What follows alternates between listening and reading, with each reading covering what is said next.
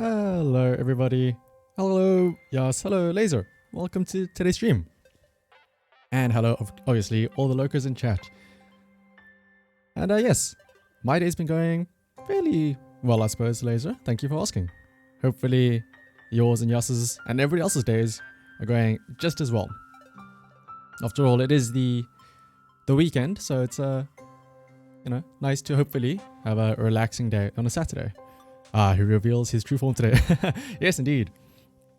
I have reverted to my cat form for today, once again.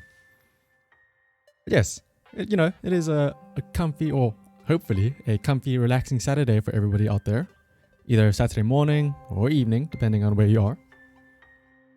And so, in the spirit of having a relaxing, comfy Saturday, I decided I'd play the game Thomas Was Alone. It's I suppose you can call it like a puzzle game of sorts. It's a very basic game where you just jump around and solve puzzles as what seems to be a little block known as Thomas. This is a good game? I've heard that it's a nice short little game to play through. So that's why my intention is that I'll play it hopefully all in one go. Been many years since you played it though. Well then hopefully this will be a good little refresh of the memory. Jog your brain a bit to re-enjoy the game, hopefully. Also, I realized I need to change the name of the... We are not playing Sayonara Wild Hearts. That's what we did last time. We are actually playing good old Thomas Was Alone. Now then, without further ado, let's go ahead and... Yeah, thanks for pointing it out, Jess. I also... When I glanced to the side, I saw, wait a minute, something seems a bit off, but I can't tell what exactly. And then I realized, oh wait, it says Sayonara Wild Hearts. Whoops. Now then though, now that we have the correct game, at least the correct game name being displayed, let's go ahead and start then with Thomas Was Alone. Oh, I'll also give a bit of a heads up. There's a voiceover in the game, like there's narration, but similar to what I did in, What Remains of Edith Finch. I turned it off and I'll be doing the narration myself because I like reading. Hopefully my voice is as suitable as the narrator's voice. Probably won't be as good, but hopefully it's suitable. Or bearable, rather, for that matter. Alright then, new game.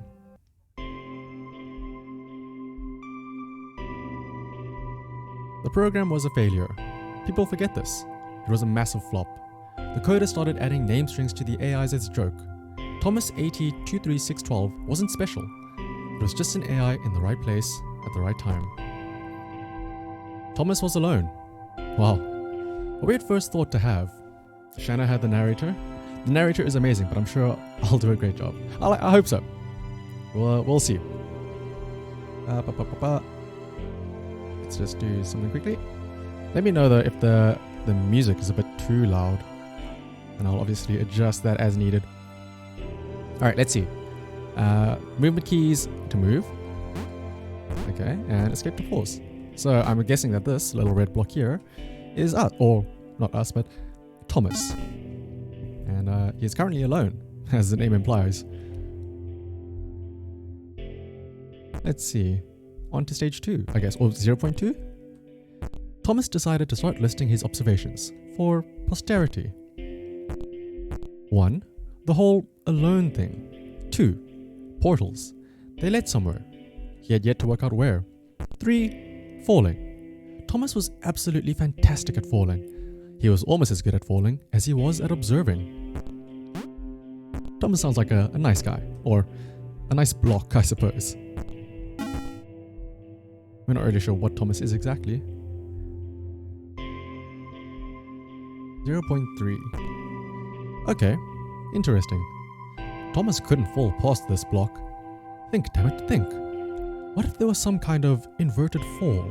Some way to jump? I see. An obstacle, oh no! However will we go around it? The inverted fall. It worked! Thomas had solved the great inverted fall mystery. So it's a good name for a jump. Inverted falling. Thomas is Thomas. That's all we need to know. That's true, yes? Thomas is simply just Thomas. A big jump.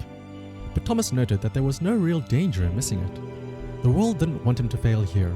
It was pushing him, but gently. Ooh. It was actually kind of close, that jump, I'll be honest. This all seemed a little dangerous. The wall was not to be trusted. It was unstable, and it seemed to Thomas that it could let him down at any moment. Oh, okay, I see what they mean about the world being unstable.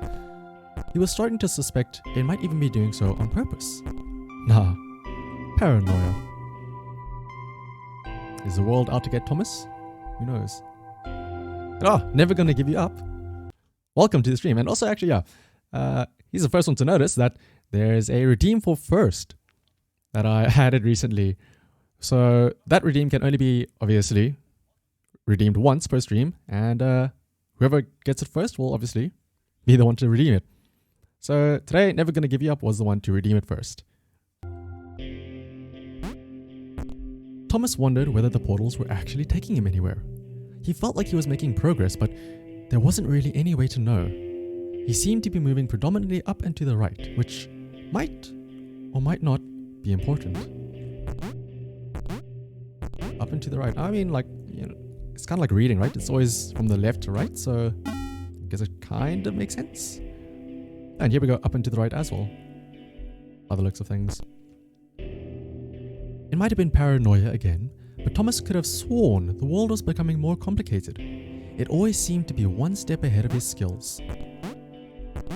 Oh, there's actual, like, platforming now. It had been designed just for him. He wondered why. Was the world testing him? No. Too obvious. Okay, these jumps are actually getting a little bit more, as they say, complicated. Thomas the jumping rectangle. Yep, that's it. That is what he is like so far.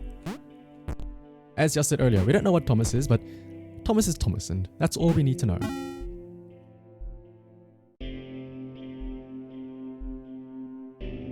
Pause through respawn points to save a character's progress. Something about the boiling, toxic, glowing water intimidated Thomas. He didn't like it. He certainly didn't want to swim in it. I'm guessing he made another mental note. Water. Not good. To be avoided. I mean, it's always the case, right? Where they say, don't touch this, don't do this, which it just makes it so much more enticing to do the thing, right? So let's just have a tiny little dip in the water, right? Let's just have a look and see. Oh, okay. At first, for a second, I thought we were going to survive, but once we sunk, we perished. Thankfully, though, it looks like we can respawn. Now then, let's make it all the way across here.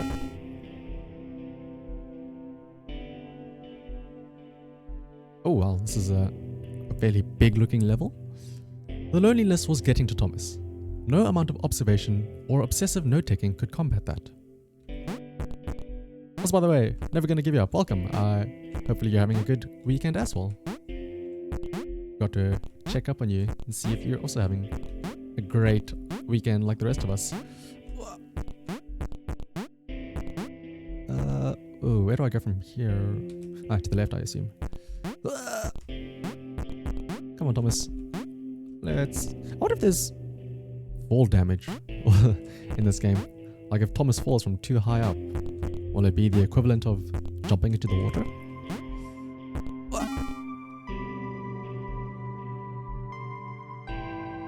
Hello, you're doing good? Ah, that's great to hear. Never Gonna Give You Up. I nearly called you Thomas. Thomas had a new theory. The world was training him. He could feel himself getting smarter. There was the mental list to consider. Over the minutes and seconds since his spontaneous generation, he had become a pretty skilled jumper. Yeah, I almost called you Thomas, Never Gonna Give You Up. He was evolving. He just wished he had someone to share it with. Well, Thomas... Oh, oops, I forgot to jump. Thomas, it's a good thing we're all here to witness you and your improvement at becoming such a good jumper. Boing, boing. Oh my goodness. All of these moving platforms, it's almost like if you've ever been in one of those bouncy castles, or specifically like one of those, it's almost like a tunnel bouncy castle, where you try and have to make it to the end and stuff like that. And they'd always be there at like somebody's birthday party when you were a kid or something. Let's see though. Make it to the end.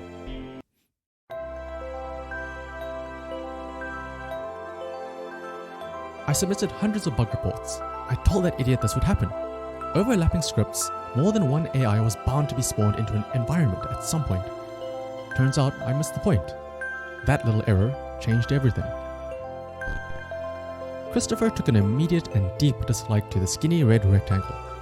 Who the hell did this Thomas think he was? QE scroll characters, num keys to jump to character. Oh. So I'm guessing the block on the right there, the little brown block, is Christopher? Oh my goodness. Christopher, you are quite chunky. Can't really jump that high. Thomas was alone because he hates water, which makes him stinky, and has no friends for that reason. Chris had been doing fine. He wasn't the highest jumper, but he held his own. He'd even been graceful at times. Well, not actually graceful. Not technically graceful. Probably the wrong word. But, you know, fine. And there was that skinny little runt, leaping around like he crawled out of nowhere. And yeah, that's true. How are you going to be clean if you don't even get in the water? Oh no, Christopher. Can you not make this jump? Let's see if old Thomas can do something about it. Oh, my goodness. The walls are coming out at us.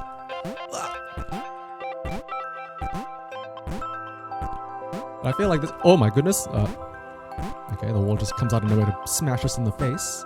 Or smash Thomas in the face, rather. Oh, and once again, there happened.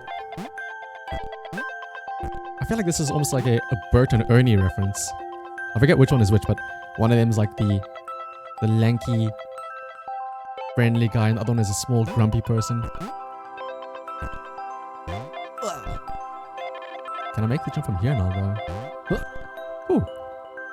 Teamwork makes the dream work. And then let's head Christopher all the way down to his location, or his destination, rather.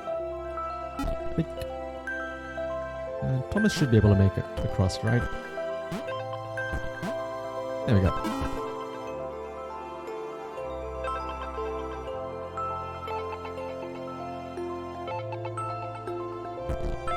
Ah, this was more like it. A glowy white thing. Only Chris could get to it, which of course made it all the more enticing. What would it do? What new opportunity might this switch open up to him? Don't you hate it when the walls slap you in the face? Yeah, it's not exactly the most comfortable thing, would it, Yas? I'll admit, I've had my fair share of times where I've accidentally ran into a wall or a door or something like that. But in that case, it's more of me slapping the wall. Oh, goodness. Okay, let's see.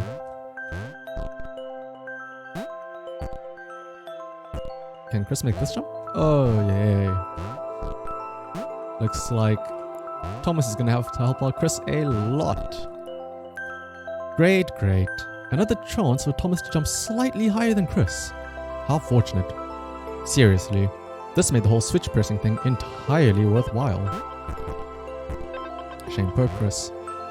Thomas is here doing all these crazy jumps, and all Chris can do is fit into a small hole. I'm sure you'll get your time to shine one day, Chris.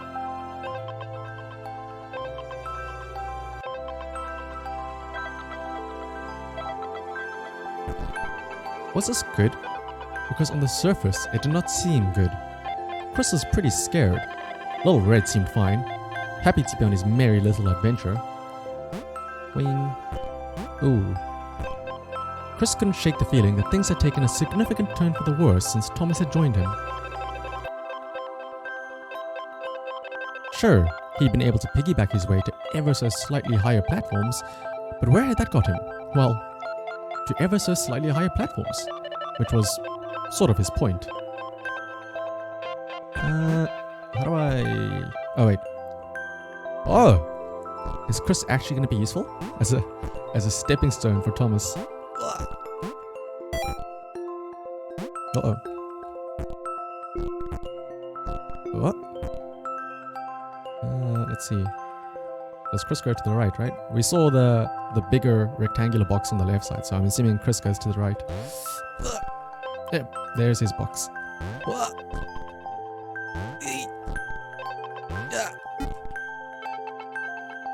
Boy, it would have sucked if I failed those jumps and had to go all the way back.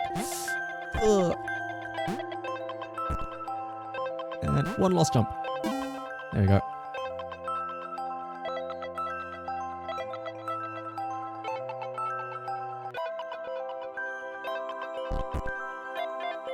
Chris stared at Thomas with pure hatred. He seemed so very happy at their situation.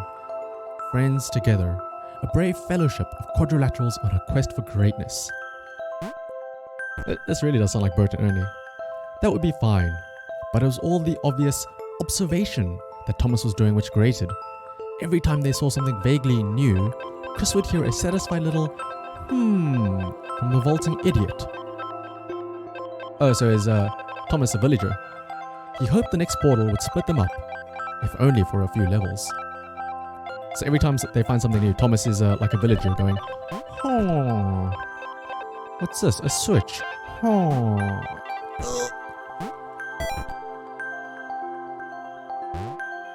To be fair, they do kind of need each other, or at least from what we've seen.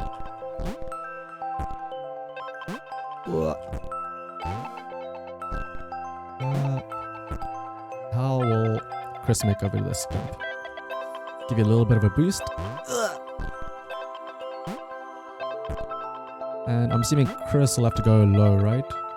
Ooh, have to make sure I don't land in that water though. Okay, just about avoided that. Boing, boing, boing, boing.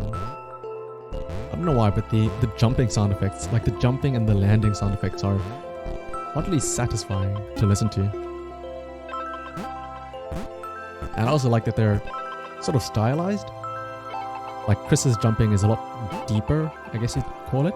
And it sounds more like a thud, as opposed to Thomas, who's like a spring almost.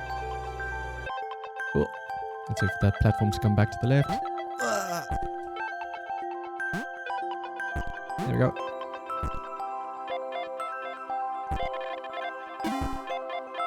Will Chris get his wish? Oh. No, I don't think so. John knew. He knew that this was his chance. A moment to shine. This was game day. So Chris wanted them to be separated, and instead he just had a third wheel show up now. Let's see. Oh my goodness, John's got some jumps on him. Let's see, you got the bottom. Let's move Chris just a bit to give some space for Thomas to jump up. And stack them up. And then just get Thomas in the right place there. This would not do. John needed room to show off his exceptional skills. As it was, he was trapped on the wrong side of these little dot things. Let's move him over here then. Where did they come from anyway? Slide in there. Whoop. So this long yellow guy then is named John. And I assume he's just got like some mad vertical ability.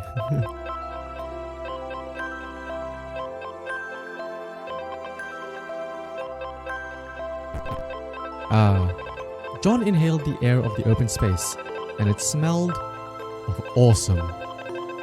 I'm assuming John's the only one that can clear this, right? Time to flex those muscles, to put his training to use. Time to show those little dots how it is done. Wow, John is... Oh my goodness. So John is like the Chad of the group. He's the guy that like gyms and everything. John decided to press the switch to let the little dots catch up with him. John cared for his new allies. You could tell from the sympathetic expression he'd practiced in the mirror all these years. You don't know how you're enjoying watching rectangles jump around, but you are. I'm glad to hear that, Kine. I'm glad to hear. Some rectangles, and let's be inclusive here. Chris as well. He's a square, but a quadrilateral nonetheless. He may be grumpy and have very small jumps, but he is still part of the gang. My goodness, it really puts into perspective when you see John jump and then you see Chris jump. It's quite the difference in their jumping abilities.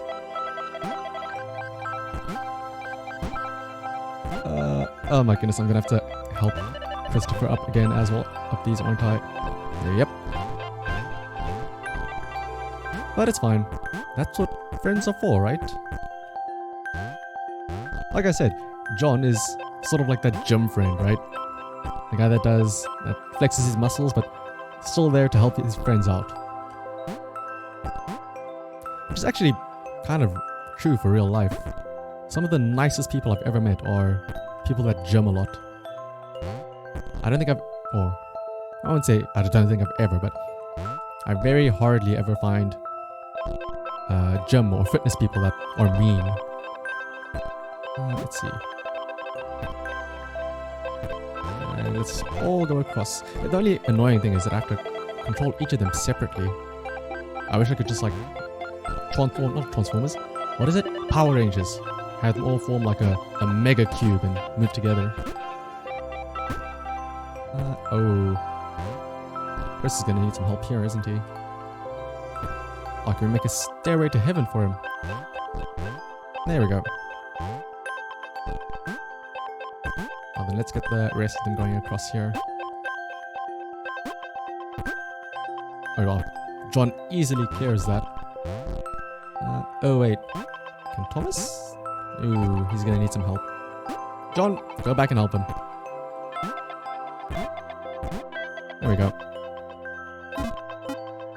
With the power of teamwork.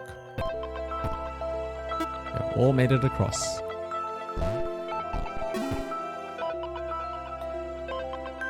Damn it, Chris, why are you such a leech? Do it yourself. Why won't you laugh? Well, Chris has done some... Well, there was the one time Chris was useful. And his only use was just being small. Actually, that reminds me, like, if you look at them lined up, it reminds me of that meme where John, the yellow one, he's like the guys who are 6 feet. Meanwhile, Chris and Thomas are the guys who are 5'11". You know, it's a 1 inch difference, which doesn't sound like a lot. It's really not a lot. But 5'11", and this is 5'11" versus 6 feet. Visually represented right here with rectangles. Manlet Chris. Manlet Chris. Small jumps, small man. Meanwhile, John over here, doing big jumps. Actually, speaking of big jumps, we might need him to cross this gap here. Have to make... Not even John can clear it himself. What? Does he need a staircase of his own? John was happy to keep helping. He felt it was important to his image that he has seen to help the little guys. Well, okay, let's not call them little guys. Let's just call them other people. Or other quadrilaterals. Can they fit through? Oh, they can't fit through here. Oh my goodness. Chris just feels slow whenever I control him. Alrighty, how are we gonna climb up here? Small quadrilaterals, indeed. We have the whole variety. We've got small and then long and then incredibly lanky. There we go. And then let's get Thomas up there.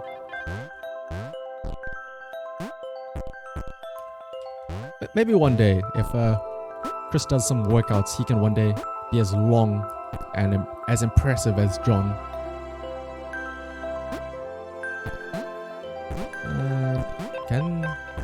We have to make another staircase for Chris.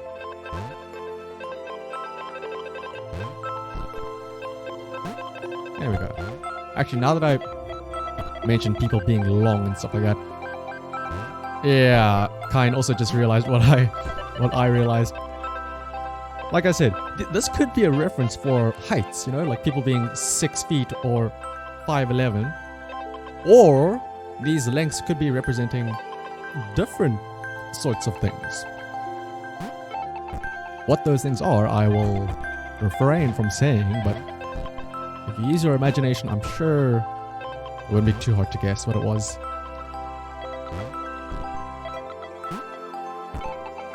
No, or,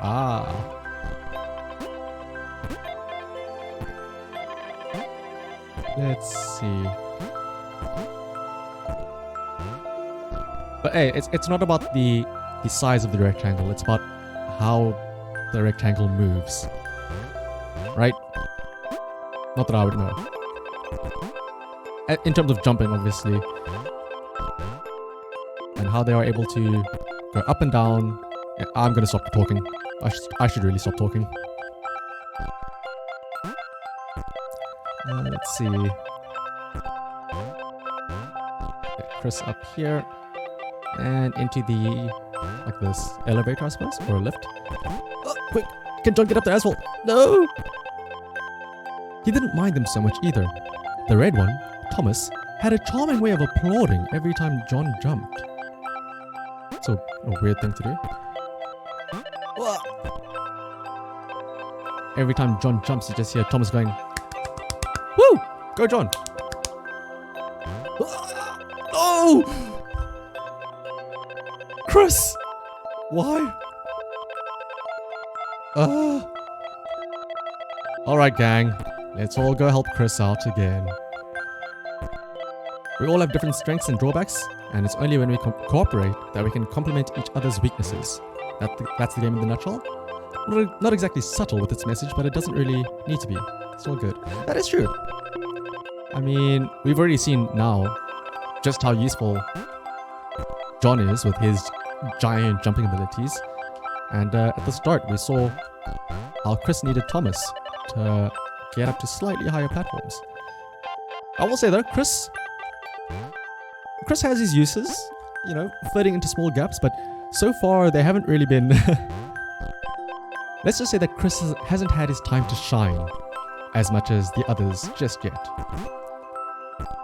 Maybe in the future, but right now, Chris is... yeah. Chris can fit into small places. That's about it. But who knows, maybe that is going to be critical at some point later on. We shall have to wait and see. Alright, let's hope that Chris doesn't fall down this time. Come on, Chris, I believe in you. Okay, there we go. Now then, let's get the other two across. There's Thomas, and quickly, John. There you go. Whew. That's everybody then. This would be cool. I don't think there's co-op for this game. The angry orange one was less immediately likable, but his unrelenting cynicism and tutting amused John.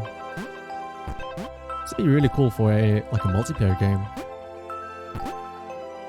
where each person controls one of the different quadrilaterals.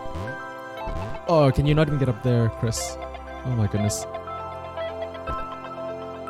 It'll definitely beat the having to switch back and forth all the time.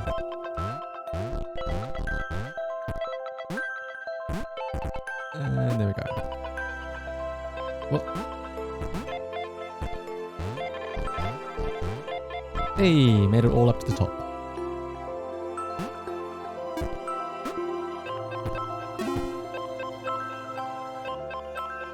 That's true. You wouldn't want to be stuck playing Chris. You have to do rock, paper, scissors to see who loses.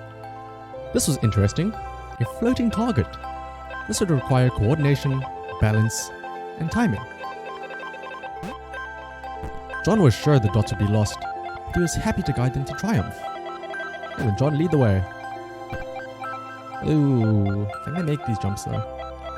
It's sort of like that meme of when you have multiple different controllers for your PlayStation or your Xbox or whatever, and there's always that one controller You know, it's been chewed up. It's got the greasy, oily, like Cheetos fingers and everything all over it.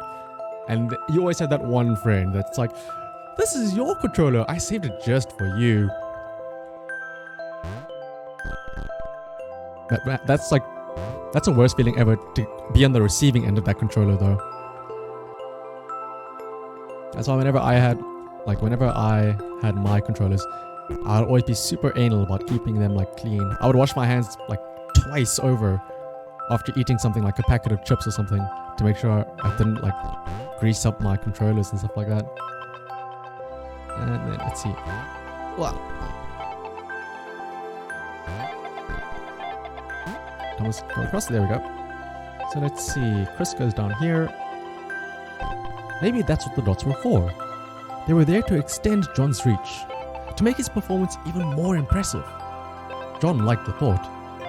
He decided to keep them. Well, let's not call it keeping them. Not like they're your pets or anything now. They're just your friends, John. Nothing more than that. Oh, whoops. Thankfully, Thomas can go across here by himself.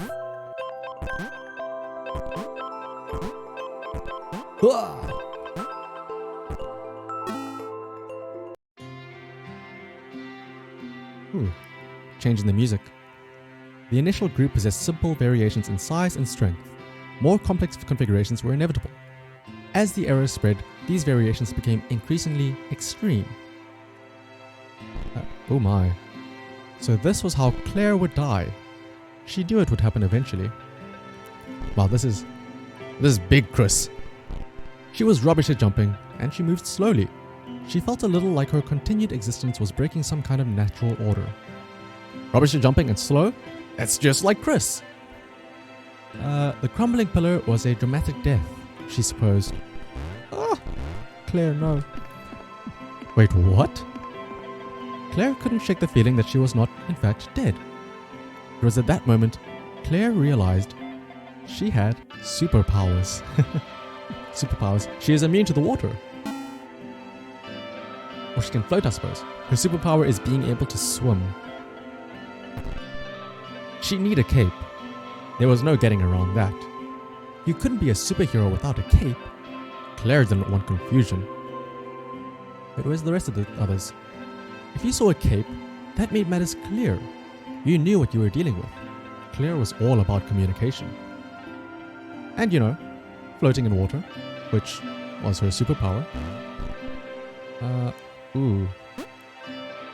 So Claire is just like a better Chris. Because she can float in the water. Poor Chris. Don't let him see. Don't let him know. Wait, can I like fit across these? Ooh, that's so satisfying to see. It's like in Mario when Mario can run across tiny little gaps. And she doesn't fit anywhere. Ah, that's true. That is true. Alright.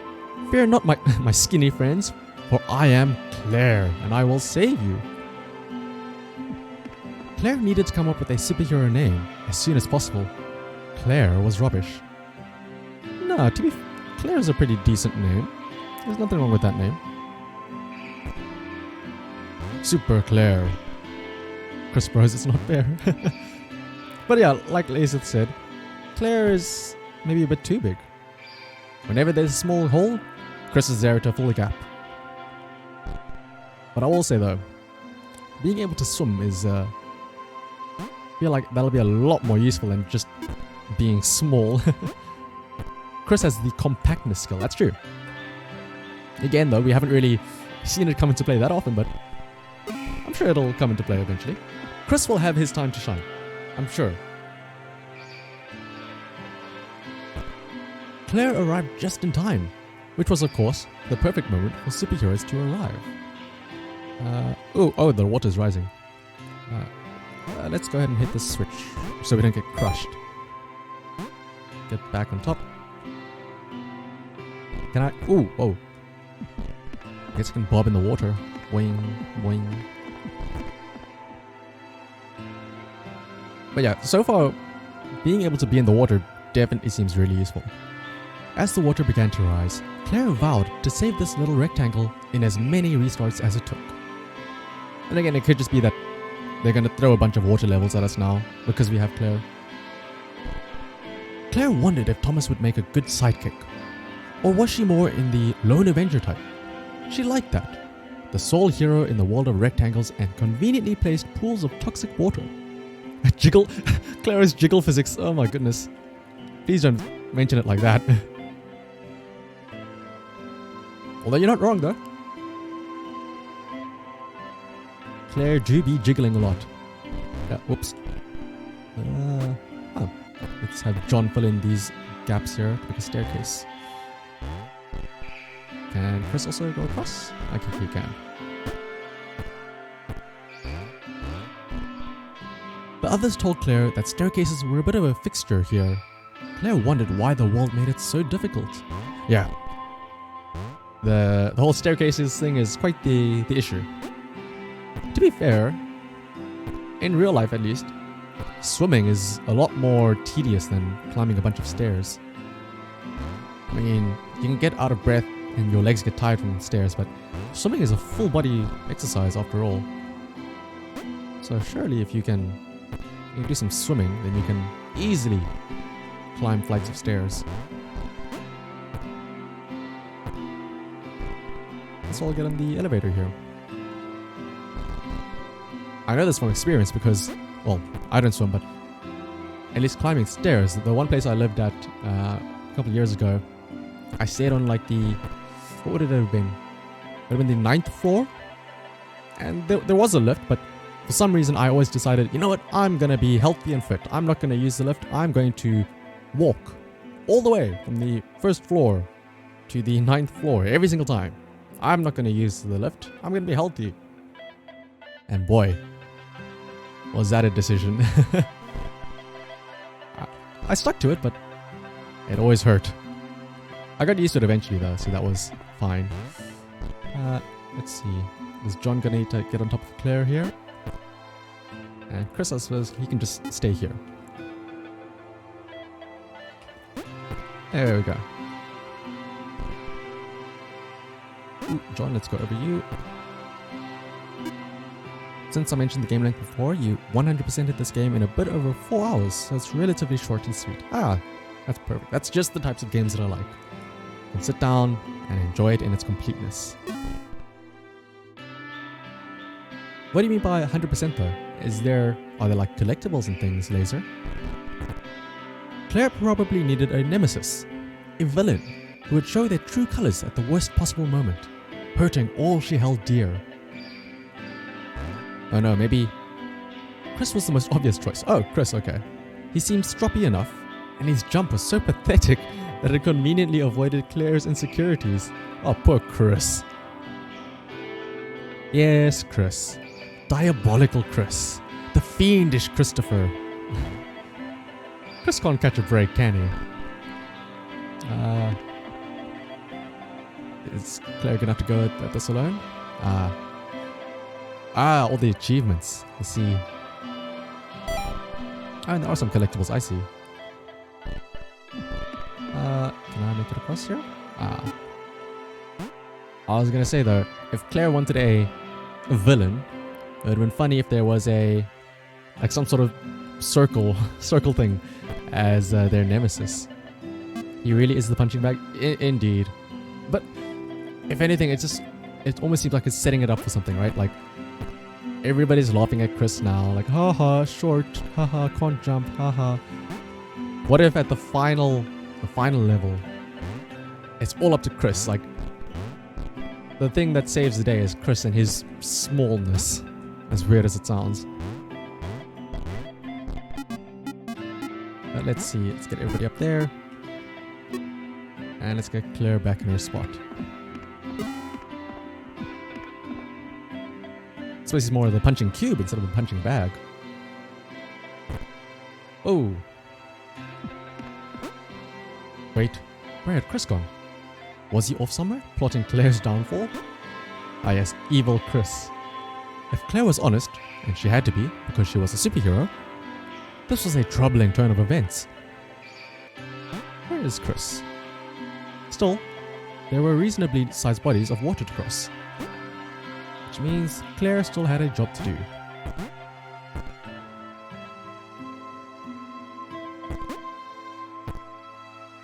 Where is Chris though?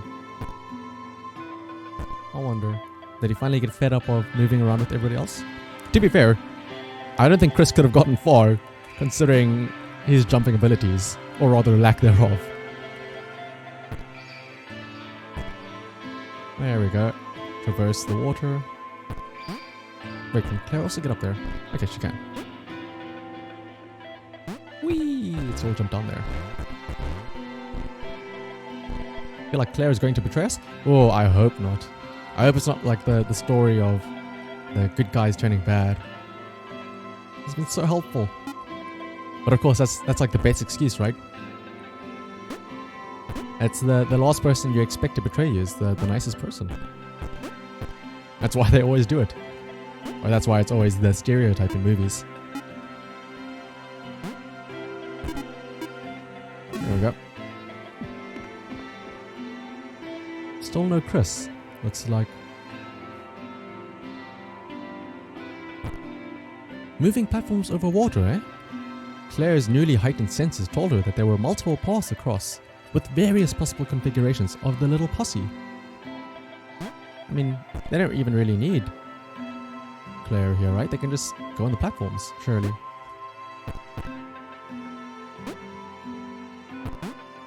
There we go. And then if they make some space here, Claire can just jump across. Whoa! Okay, whoops.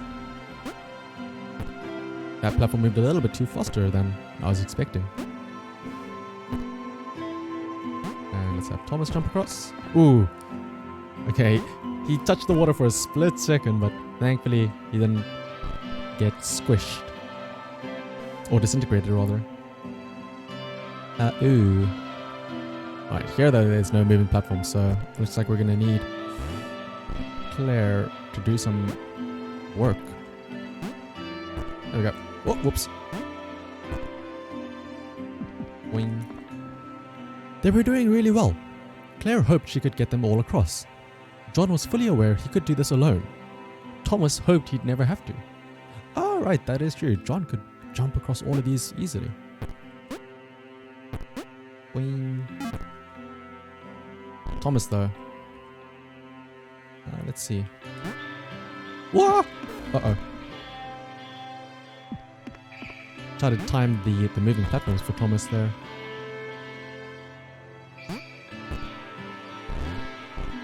Let's see though. Perhaps if... Will they get squashed if they collide into something? Let's see. Doesn't look like it. Oh, oops. Oh, I see the issue now. If you try and get on the bottom one, it knocks you off. So this should be fine then, right? There we go. Wait, how do we get Claire across then? Ah, there we go. Hey, whole gang's across now.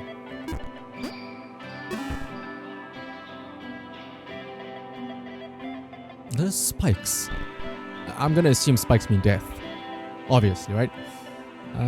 Wait, Claire's all by herself now though. How do I make it up there now though? Ah. Okay, out of curiosity, let's just have a look and see. Okay, yep. Spikes do indeed mean death. As they normally do. Claire was alone, which was odd. Because she wasn't meant to be alone. She needed to be where there were rectangles to save. That's not the name of the game, it's Thomas was alone. Being the only superhero in a given space kinda defeats the object. Not entirely true. Spikes. That was new. Claire avoided them. She decided they were most likely her kryptonite. And not the rubbish red kryptonite. The proper radioactive green stuff. Wait. Rubbish red stuff? What? Is there a different thing of kryptonite? Other than, you know, the Superman green kryptonite stuff? Yeah, let's see if I can make this jump. Or just about made it. Ah! Spikes. Okay, let's avoid those.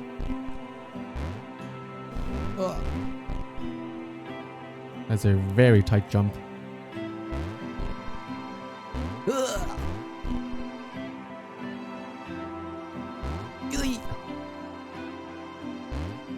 There we go. Ah, checkpoint. Phew. I feel like we'll need that.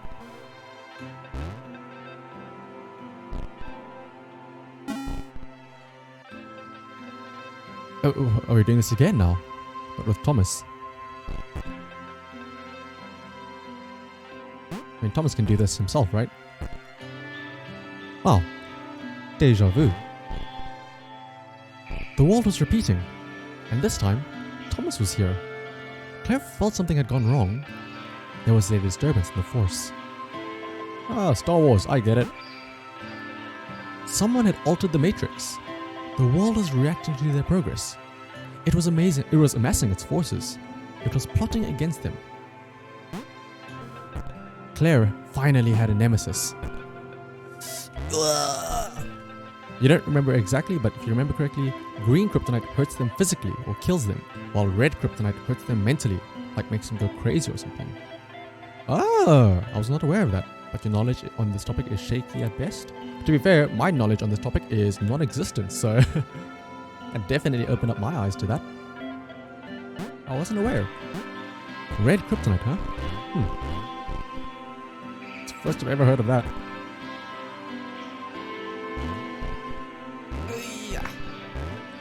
Oh, oops. I wonder if there's other types of kryptonite then. There's mental, physical. Is there like a blue for the spiritual damage? Whoa. There we go. And let's have Thomas follow in suit. Up you go. Whoops. Ah, why aren't you jumping? Oh, it's because we're busy going up when you jump. Ah, I see. Alright, let's ford the river.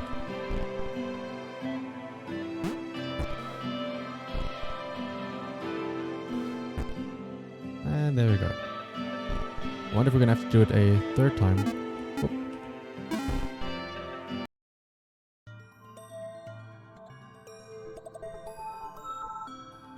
I built protections into the system.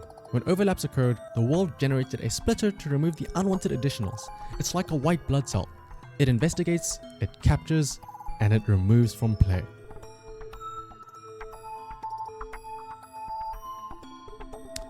Oh, who is this on the left here? It's like a fallen over John. Oh. Let's see. Laura was pleased this one was behind a wall. Maybe he'd never know what she would do. Maybe they could just have a conversation. Hang out. Ah. Okay, so as long as he didn't find out what she could do, which could never happen, so long as they stayed separate. So that's Laura at the bottom then. Well, what exactly can she do though?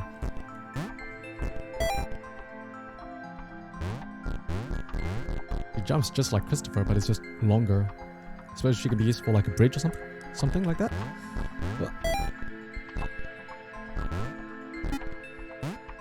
Boing, boing, boing.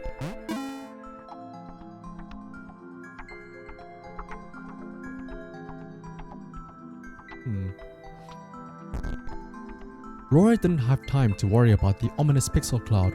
It had been following her for some time, and it had kept itself to itself until now. I was wondering what that was, like the little thing moving across at the start there. More important was the little orange thing, which was looking at her in a way that she kind of, well, liked. I don't want to know how Chris is looking at Laura. That just sounds a bit weird. How are we gonna get John up there though? Do we just have to like make the jump, I suppose? Okay, never mind. What are you stuck on top of it? see Laura is like a trampoline. There's that pixel cloud again. As the square who had shyly introduced himself as Chris bounced atop Laura, she began to worry that he was just using her like all the others had. They'd all bounced too, and then they disappeared when her back was turned.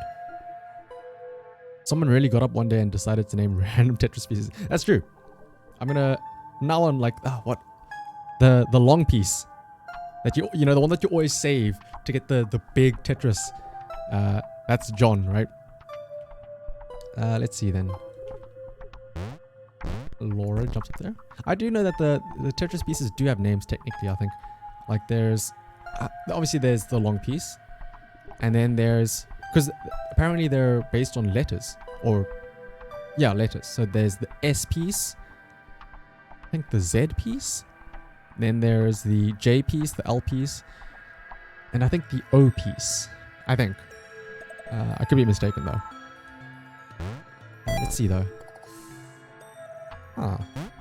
So it looks like Laura is a bit hesitant to be cooperative, because apparently everybody else in the past would jump on her and then sort of leave and disappear once they've done it. Only the ominous pixel cloud ever remained, looking a little bigger and a little less hungry with every disappearing friend. Oh no. So the pixel cloud seems like it consumes the little blocks. You would name the L piece Larry. It makes sense. Yeah, like give each of them names based on like the character they're meant to represent, or the letter they're meant to represent. Boing.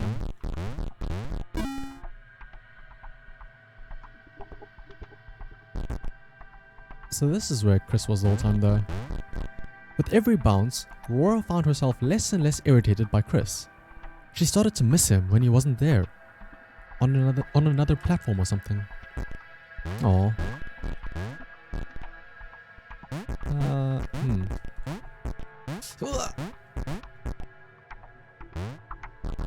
Let's see. Oh. There goes that platform. Hopefully it comes back down.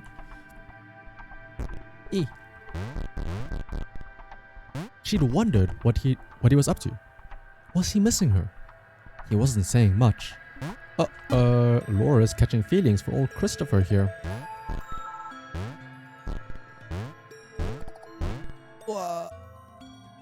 Wait, can I make it across here? No. I absolutely could, but I hesitated a bit.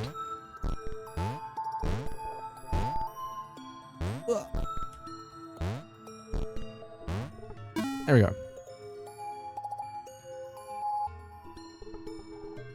There's that pixel cloud again. Chris was in love. She was perfect. He had to tell her so. Oh boy. I mean, it makes sense, right? At some point, he would definitely tell her. Chris can't jump high, but with Laura he can. Probably best to wait for a moment the large ominous pixel cloud wasn't about though. Yeah, probably best to wait. Laura completes him. Oh, whoops. Wait. There we go. But how is Laura gonna... Oh, wait. There we go.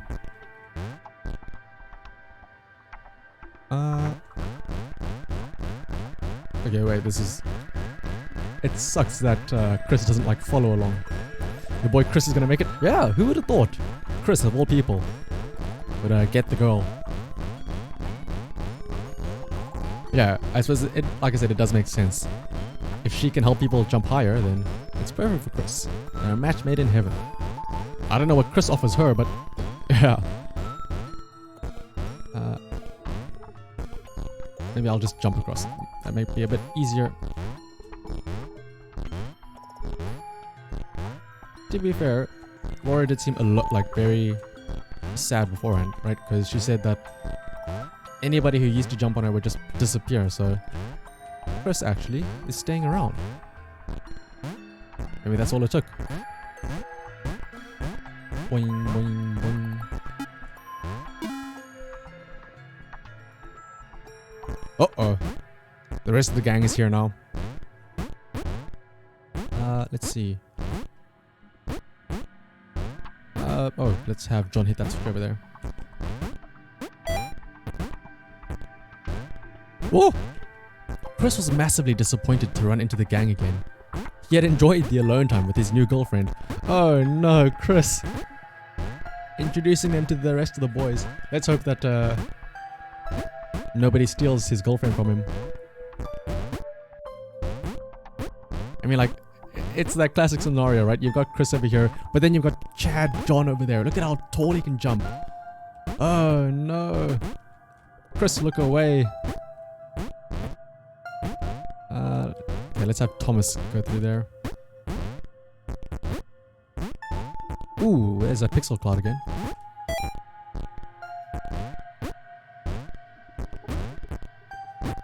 Oh wait, here's a hole that Christopher can go through. There we go. Isn't but like, oh, was it too early to refer to Laura as his girlfriend? Only if they say it out loud, he told himself. He didn't want to scare her off. I feel like this is a bit too real. You know, you meet a girl and then your friend group says, "Ooh, who's that?" And then you have to try and play it cool. And you don't want them to embarrass you, but at the same time, you don't want them to like try and show off. Because suddenly, you bring a girl over and all your friends suddenly turn into the most brilliant comedians ever, trying to make her laugh. It's like, whoa, whoa, whoa, guys, let's calm down a bit here. How do we? Is there another switch here? Whoa! Chris, don't look at how many big jumps John is doing over here. Whoa!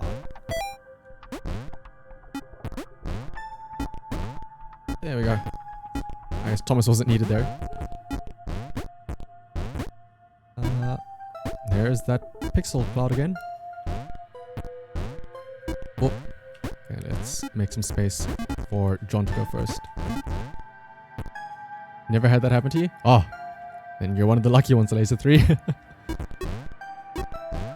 There we go.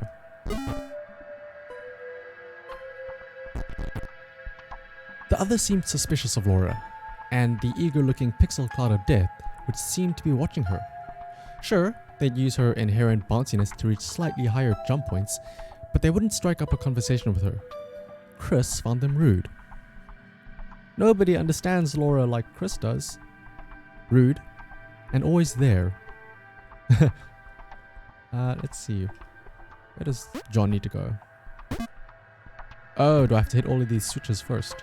Ah, I see. Oh, that's gonna let Chris go through to the end. I see. Let's get over here. But you met your friend's girlfriend once, and I was just as much as a lousy comedian as I was ever. Consistency, Laser. That's what it's all about. Let's see. There we go.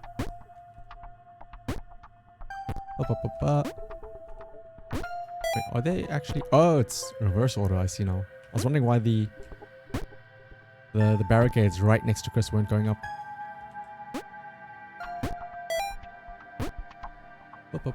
One last one. Boing. I will say the whole death cloud following Laura is a little bit concerning. But I guess we'll just wait and see what that's all about.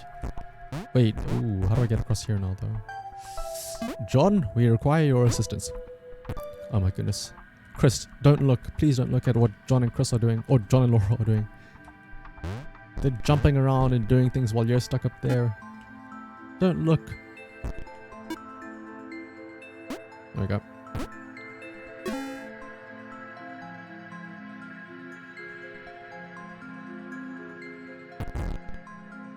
What is this here? This is 4. Why is it like dotted? The others wouldn't drop it. Who's the cloud guy? Why is he following us? What's that rumbling hungry sound he keeps making? Chris would ask them to just leave Laura alone. Wah! Ah! Oh wait, never mind. John can just jump up there no matter what. Oops. Let's see.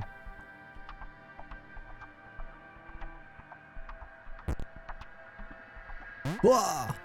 Wah! Let's get everybody up here in one go. Let's try. Oh wait, what? Oh, I see now. There we go. Oh!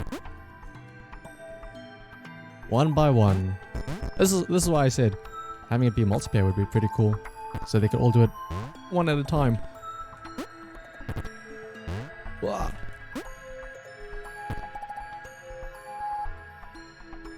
And there we go. Chris and John.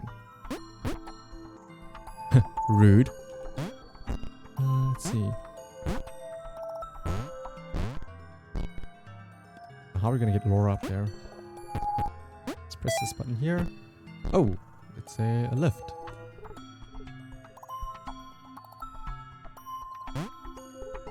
How high does it go? How are we gonna get Laura up there? Do we have to make a staircase for her?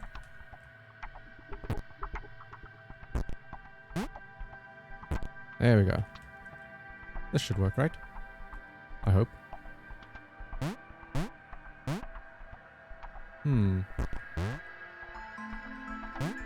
There we go. Oh, all the men bowing before their queen to let her get up the thing. Ah, no! I suppose it's the equivalent of when people all get on the floor and they drop their jackets into a puddle of water. So that a girl can like walk across and not get her shoes wet. I always wonder though, do people actually ever do that though? Surely that's just something you see in movies, right? Why would you go and take your coat and put it in the water? Just have the girl walk around it. What? But I suppose it's a sign of chivalry or something, I guess. It's supposed to look romantic. There we go. And John. Oh wait, I have to... how do I get them all? Okay, there we go. They eventually got into sync. Oh, everybody's here now. Including Claire. Ooh. What does that button do? Oh, filling up water, I see. Get on, Laura. Wait, there's a button there as well. Okay, Chris is gonna have to go through that tiny little hole. Laura liked her new gang. She liked Chris. She liked having friends. These ones seemed to be sticking around too. Not like those losers from before. Wow. And what?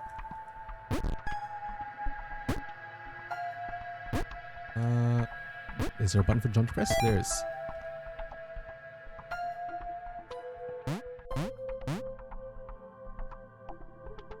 Let's get Laura over there. Oh wait. Let's first get everybody up to the top there. Chris, how are you gonna get up there? Ooh. Okay, we're gonna need to get... Let's see. Oh, I know. We're gonna need to get Laura on top of John somehow. So let's bring Thomas back down there.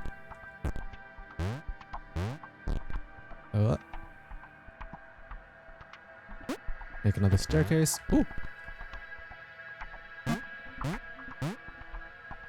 And then now... There we go. And then Thomas can go.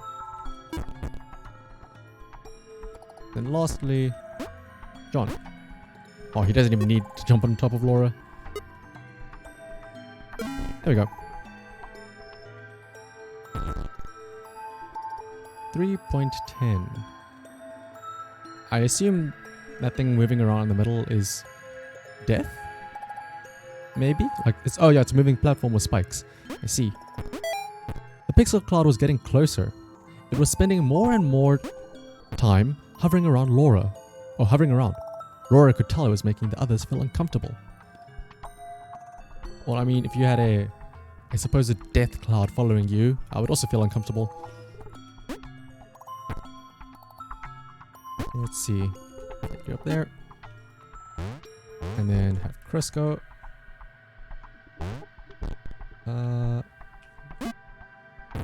Also need to get Claire up there. Wait, well... Okay, let's first get Claire up there. Uh-oh. Uh-oh, the death spikes.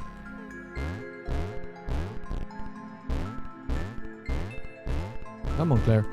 There you go.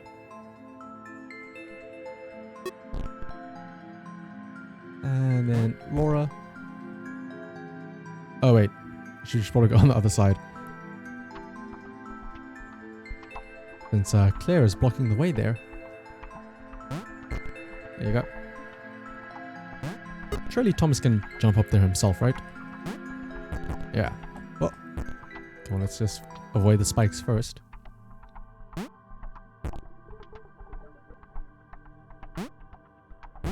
There we go.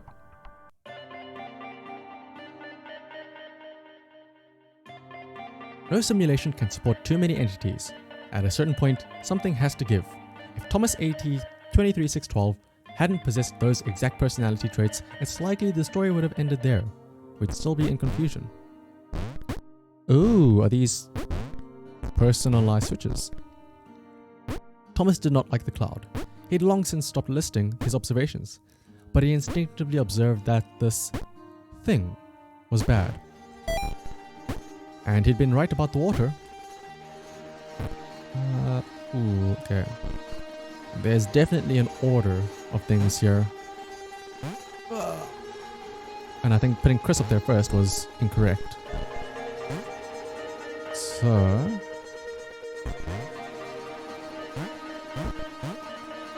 there we go.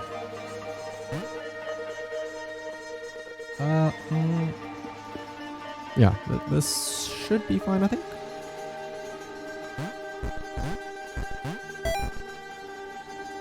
Let's see. As long as we don't have to all be in them simultaneously, that looks fine, I think. Let's see. Next is Claire. That should work. And then let's go up. Then Thomas. And then John. There we go. Thomas. The end there.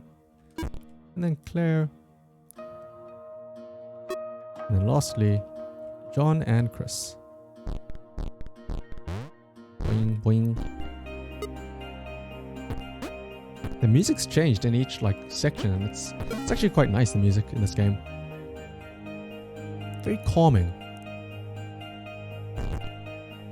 Ooh. Okay.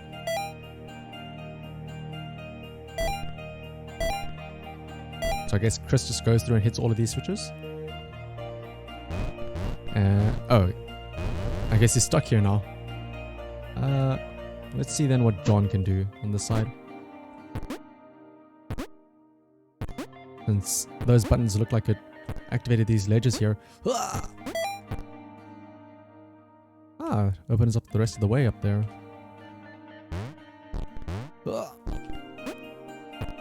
Now how can Chris... Is Chris able to hit that switch? Not yet. Let's see what the others can do on this side, down here. Ooh, okay. Thomas can't reach that just yet.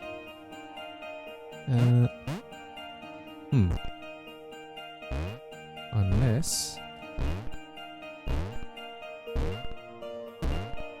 we get Claire to act as a base and have Laura on top of Claire. Give a bit of a boost to the trampoline. There we go. Thomas gets up here now. Thomas could tell Chris was in love, and that was fantastic and everything, but that didn't mean they could let the doom cloud keep following them. Thomas was going to put his foot down once they got to the next level. No, Thomas, don't break them up. Don't be that guy. Don't cock block him. Just because there's a doom cloud of death doesn't mean you should cock block your bro. Real bros wouldn't do that. Let's see. Let's put a trampoline there again for Thomas.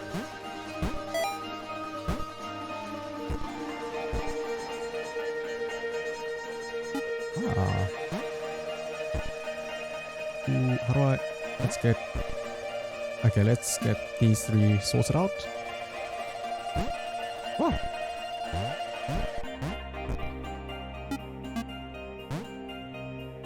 Poor Chris. Just as he found somebody, he's getting cock-blocked by, I suppose, both the Pixel Cloud of Death and Thomas.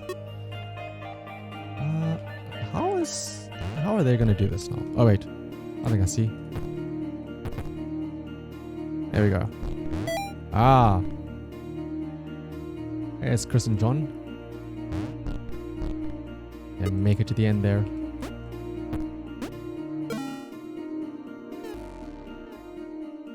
What? Wait. Chris missed Thomas.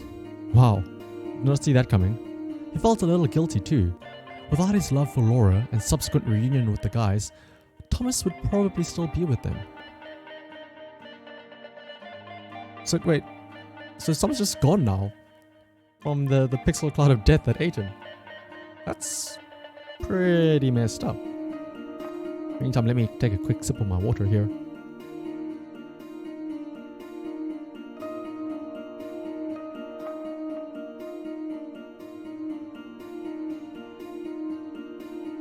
Alright, the journey to save Thomas, I suppose.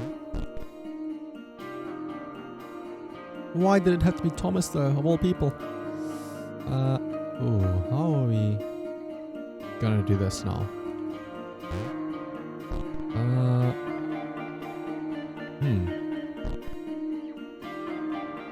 Move Laura over here, and maybe I can get the rest of them up there? Cool. And then let's get Chris over there too.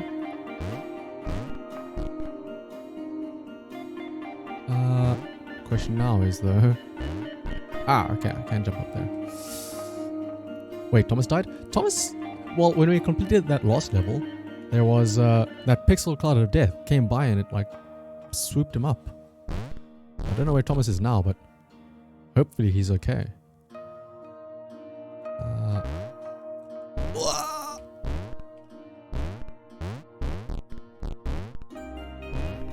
Let's see, can I do this again over here?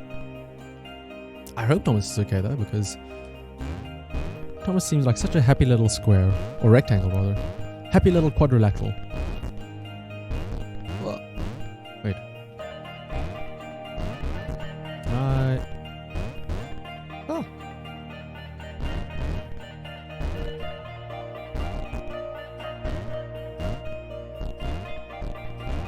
Am I able to jump across this?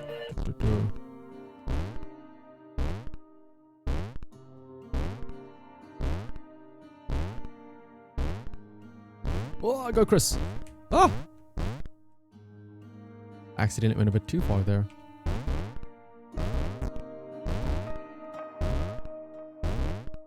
Let's see. Ah! I feel like there's a better way to do this than what I'm doing, but I will butt my head against the wall until this works. Ah, there we go. What did that do? Looks like nothing. Oh, wait a minute. It opened up the pathway here. Let's see what John can do over here now. Ah. Are there any more switches that can be pressed here? Doesn't look like it. So then, it's a matter of getting everybody in their spots, I suppose. Whoa! Like Christopher has to go through this maze or something. make it to the top there. Question is though, how? Oh wait, John can be a little stepping stone here, right? There we go. That's Christopher done then. Laura can get to her spot easily. How will Claire get there though? That's the question now.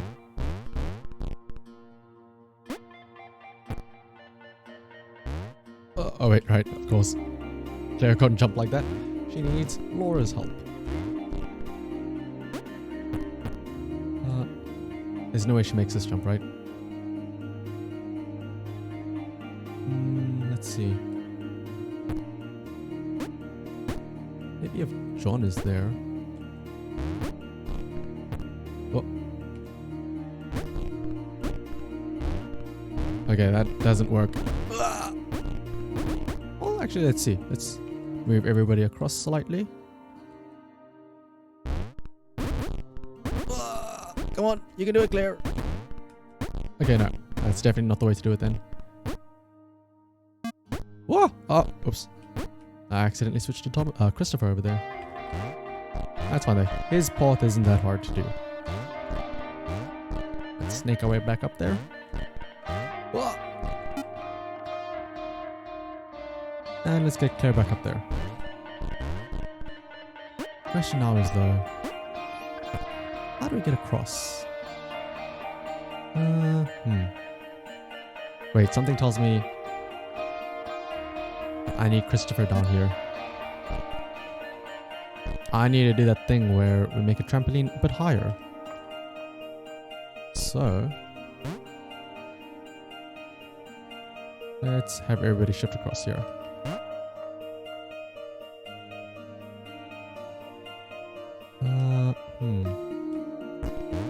Let's get Christopher on the other side of Laura.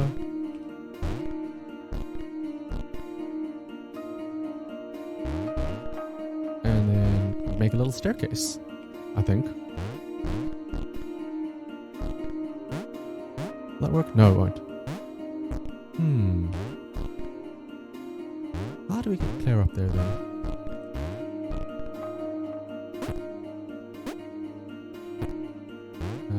Let's just go ahead and put Christopher back there for now though.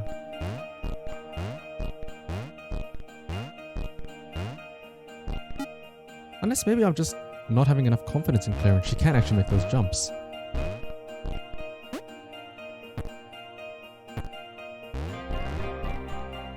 Well, time to find out, Claire. Can you make this jump? Let's see. Oh wow, she actually can. Sorry I ever doubted you then. Huh. I apologize, Claire. I assumed that because you're so big, your jumps wouldn't be able to make it, but I guess I'm the fool here, aren't I? There we go.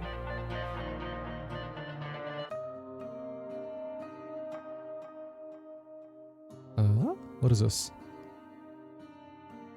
Oh. Chris wondered if Thomas was still alive somewhere. I guess we're like a plane or something now. Floating down. Oh, we can only move left and right.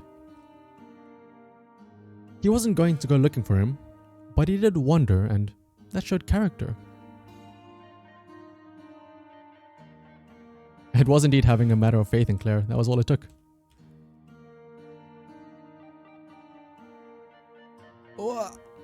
Probably. Damn. Chris is actually starting to miss Thomas, it looks like. Oh! There's that pixel cloud. And it ate up Chris now as well. Maybe the others hadn't abandoned Laura all the time ago. It began to dawn on her that she might not be the tragic victim she'd always assumed.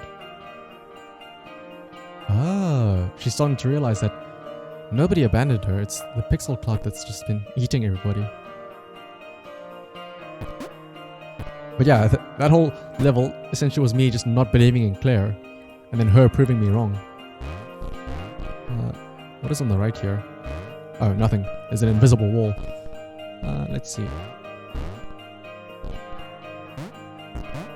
We need to get John all the way up there.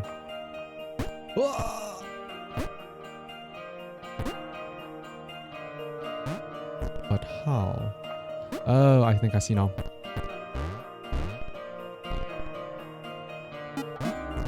Aha! We can raise her up on top of Claire. And then we have a nice bigger or a higher trampoline for John. All the way up there.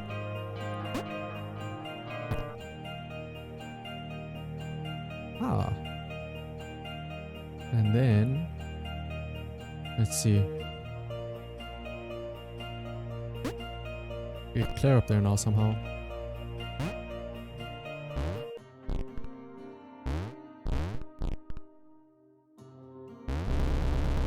Oh wow, that's quite the sound, isn't it? Let's shimmy across. Oh, whoops. It's weird though that they don't both move together. I suppose that is how physics works though. They aren't necessarily in contact, so hopefully these spikes don't kill me. Oh, well, looks like they did kill me in the end. So it looks like I have to think of a different way to do that then. Oh, I know. Let's go ahead and leave Laura over here as a trampoline. And instead just have them move along like this. There we go. Uh-oh. Uh-oh, the spikes. Oh, actually that's good. There we go. Now John can go up there. Oh wait, first there's another switch for Laura or Claire to press. Let's see though. What is it going to do though, I'm wondering. That's going to cause an earthquake. Yeah, especially with how big Claire is, right? Let's see. What does that button do? Okay, well. I did not react fast enough to that. Let's get you back up there then, Claire.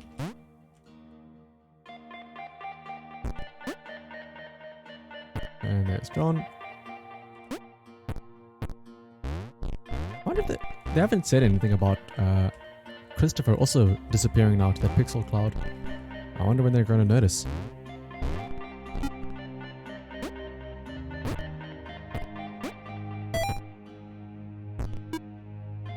Oh, John, please no. Oh! Okay. Dodged it just in time.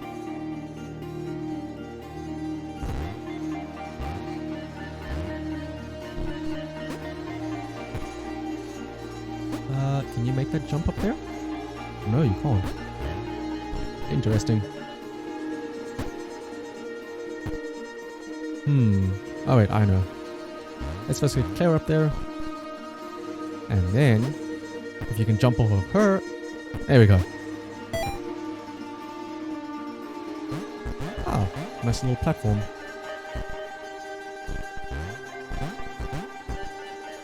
Laura had been the bait. She had a hunch that she wasn't needed anymore. Ah. So it's almost like a, what is it, a catfish or a honey trap. You have the sexy pink looking horizontal rectangle that lures in people like Chris. And then he takes them back to the rest of their friends, and then that pixel cloud goes and, I guess, consumes them? Devours them or something? I'm not too sure. Ooh. There we go. What does that button do? Ah! Opens up the way for Claire to come through. Boing, boing, boing.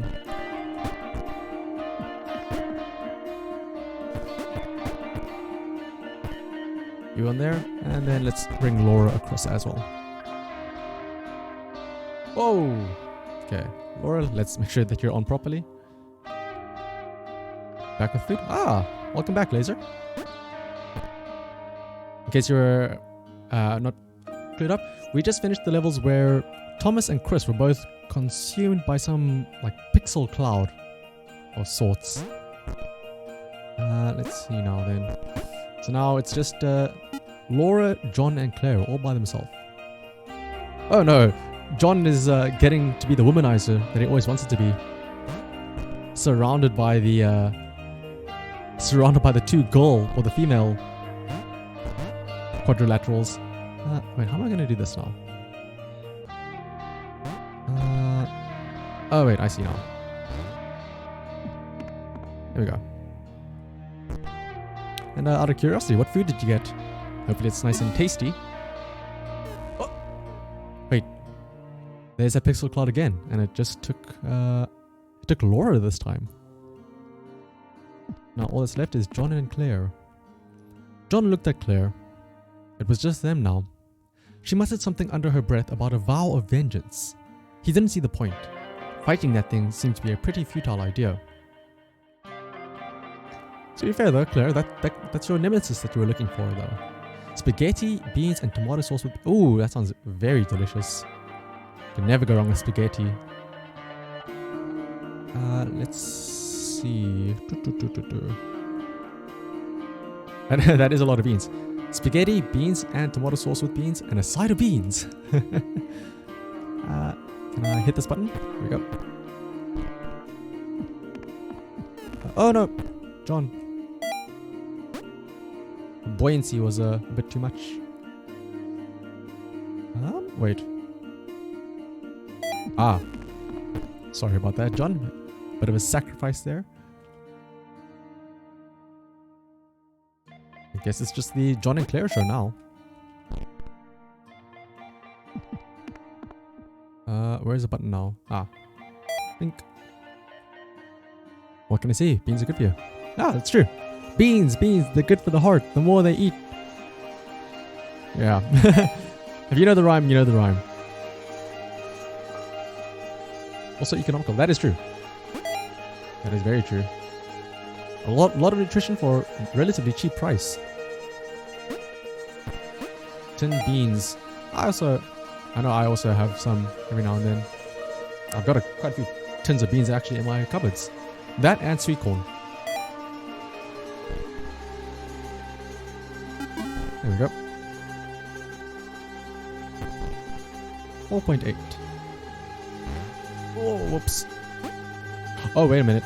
That wall of death is moving towards us. I actually have to be fast now. I was not expecting this. Come on, go.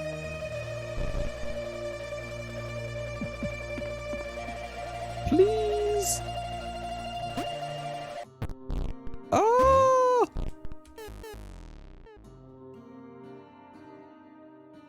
Wait, was that? Oh, okay, no.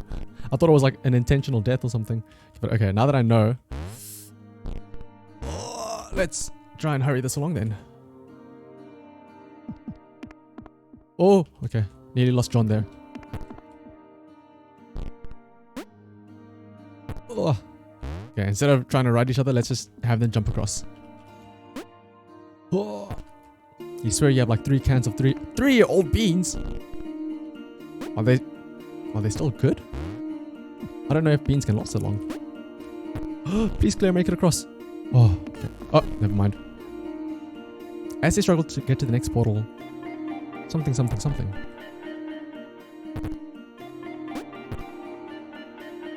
No idea. Well, I know like 10 foods are supposed to last really long, right? Because isn't that the whole reason why whenever you see people in like bunkers and stuff like that, or they prepare bomb shelters, it's always 10 foods that they keep. Well, that was much faster this time. As they struggled to get to the next portal, John hoped that he would be the next to get eaten. He didn't want to be alone. Wow, that's quite the solemn thought to think about.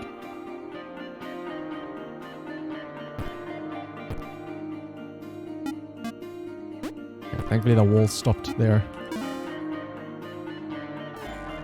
Oh, John. Claire was eaten. Looks like John really is all alone now. He didn't get what he wished for. For the first time in a while, John didn't have an audience. Uh-oh. Oh my goodness. Why do things have to be timed now? You saw how much I struggled when I had like all the time in the world. Now you ask me to do it at against a clock as well. He was alone, leaping from black square to black square. It didn't seem nearly as exciting now. It just seemed empty. Oh my goodness. Please, John. At least best boy John is okay. Yeah, that's true. The strong shall survive, and it seems like John was the strongest. Tin cans are excellent for hermetic sealing. As long as the insides are relatively sterile and the can isn't punctured or the contents can last an obscene amount of time.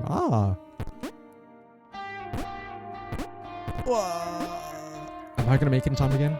Or am I gonna drown? Oh, come on, John. You got this. There it is, John. Oh! It's always safe to check before eating something you're not 100% on. That is absolutely true. You should always do a check. And funnily enough, story about that.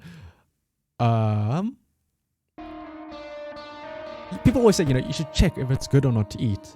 And they'll say like, just give it a smell or give it a little whiff or something like that. And that makes a lot of sense, right? But people don't realize, or at least maybe it's just my issue, but you need to know what it smells like first. I know when I first started learning how to cook, my mom would tell me, she would say things like, you should add in enough water until it looks right. But the issue is, I'm still learning. I don't know what right looks like. So when people say, check before you eat it, I don't know what I'm checking for, which is an issue a lot of times. So there have been a shockingly high number of times where I feel like I've eaten either raw food or completely off, like rotten food, because I just didn't know the sign, I guess, or something. Obviously, some foods you can very easily tell when they're rotten by the way they look. But sometimes if they say, just smell it. It's things like that where I don't know what it's supposed to smell like or something, that I end up eating it anyway. How do you know if the 3-year-old beans have gone bad or not? You can just check the expiry date, surely, right? I'm sure there's an expiry date on the tins, right? You always hear look, smell, and taste a little bit. I hope in that order, because if you taste it first, I feel like that's the last thing you should do, is tasting it. You should be able to tell if it smells funny. That's the thing, though. At least sometimes, for some foods, I never know what funny is supposed to smell like. Like, define funny if you can. Also, check if there's any rust in the can. Oh, that's a very good tip, actually. Because isn't the whole thing that if there's rust, not only is there moisture, but there's oxygen or air that could have gotten in. Because that is what rust is. It's iron oxide. And so it's only when you can have the reaction with air that it starts to rust like that. Specifically, it's more like the water, I think, that helps it react with the air. But yeah, that was a small little tangent from how I have eaten a disturbingly large amount of rotten or off foods in my life. Is this going to crush me? Okay, no. John gulped. He knew he'd never escape. He knew it was waiting for him. He decided to jump the massive scary gaps for old time's sake. Your mom cleaned the entire kitchen yesterday, so she might have thrown them away. I would hope so. I would hope that she wouldn't keep around some tins of 3-year-old beans. Let's go down this big gap here.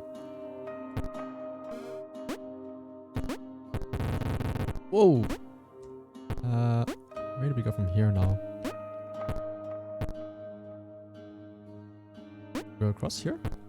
Ah! Whoa! Weird same.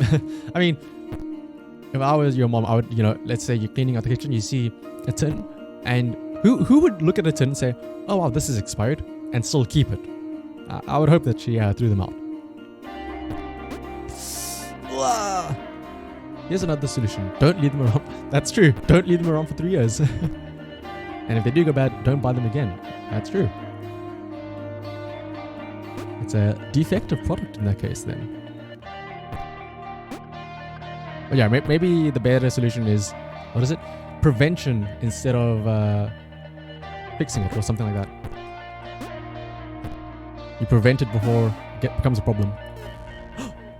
There's Pixel Cloud eating John. Now what do we do though? The initial 5 are usually given the credit for the emergence. People forget the later architects, the AIs who made the event possible. They saved Thomas, set him on his path to destiny. Wait, what is this now? Is this... Oh, whoa, okay, that's weird. This is like Thomas, but green Thomas. Also, this here is me jumping. I think gravity is inverted because when I press up, it jumps. Okay, well, James had always been different. And not different in that kooky, OMG, you've totally got to meet my mate James, he is literally insane kind of way. Okay, James, let's... James is definitely the strangest addition we've met. And John, no!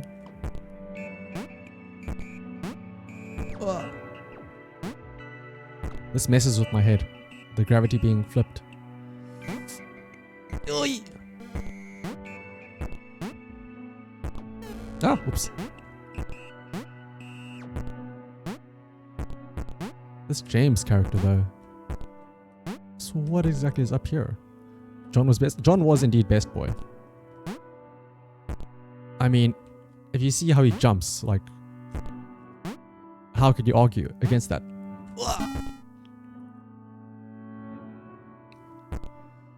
He'd not seen anyone else in a long time, not since getting eaten by that cloudy, pixely thing.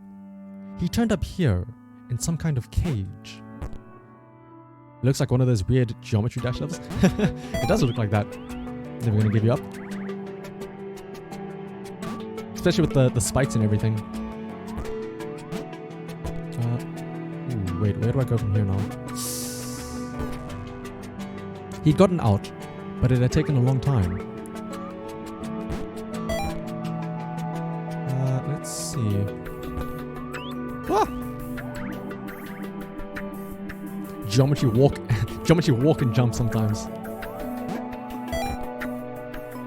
Let's see then. Wait till we're safe before we jump off.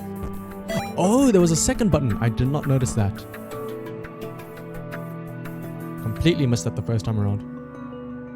There's gonna be another button. No! Wait, come back.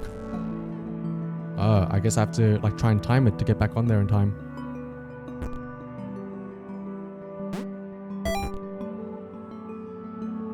Let's see then. Hit that one. Come down here. Now here's the issue. I need to hit the button and then quickly make it back on top in time. There we go. He'd gotten out, but it had taken a long time. I assume it's gonna go back down, so I need to get back onto it quickly. There we go. Yeah, wow, that really looks like a Geometry Dash level. James liked being alone. No one to insult him or question his unique disregard for Newtonian laws. Hey Jimmy, where are you going? Up? Yeah. Screw Newtonian's laws of physics. Okay, there we go. And for this third one. Oh, so close.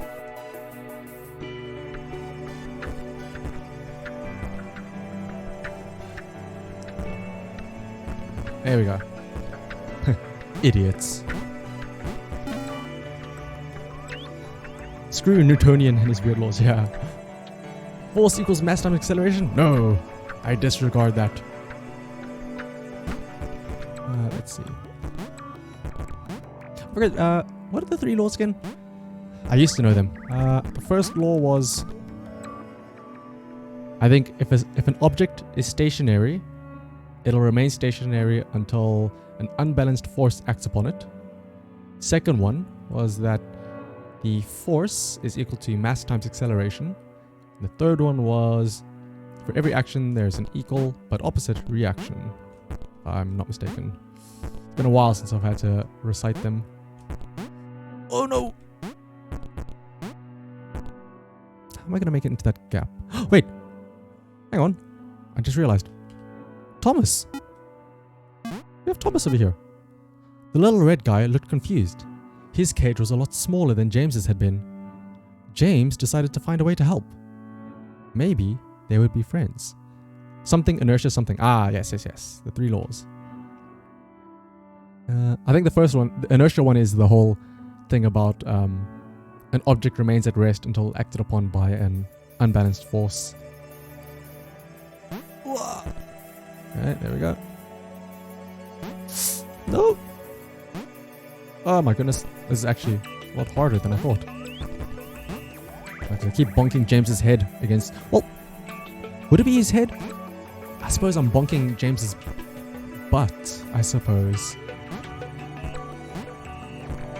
Because it's the bottom part of his body that I'm hitting against things.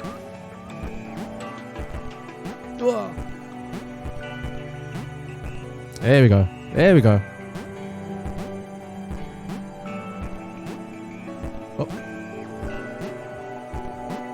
Now I'm getting the hang of it. Oh, please don't go into the water. Okay. Definition of inertia. The property of an object being inert. That's the worst. When the definition uses this word in its own thing. Thomas had no idea why he was here. 1 minute, he was with his friends. The next, he was being freed from a cage by a green guy with a nervous laugh. He knew he had to get back to them. These guys are like the exact same. Except, you know, Thomas is red and James is green. Oh. That and the inverted gravity, of course. Ah. Definition of tensor, an object that acts like a tensor. Ay, ay, ay. His turquoise hero seemed uncomfortable. Thomas imagined he would feel the same way if he fell upwards all the time. If he didn't know better, he'd have thought James didn't want to meet everyone. That's turquoise? Oh, whoops. I thought it was green. Oh my, wait, what? Interesting. So I need to get Thomas up to the top.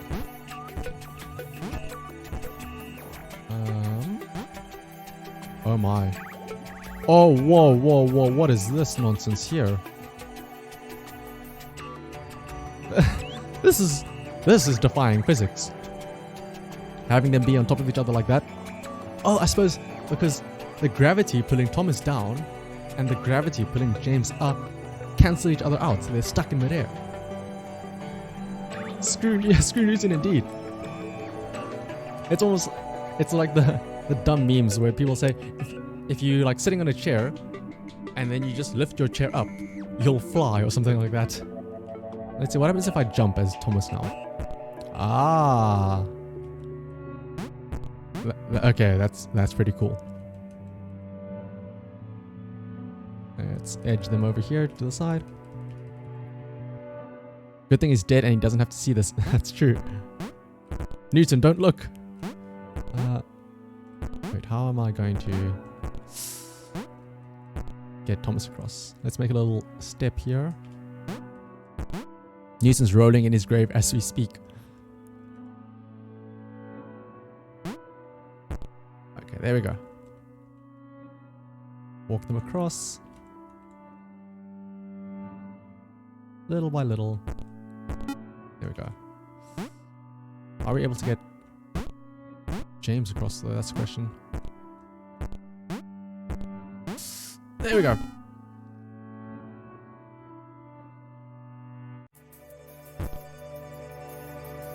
Oh, same thing I suppose, right?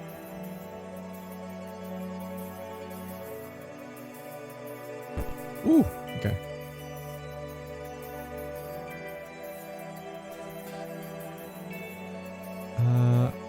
I suppose we just jump with James to move him down.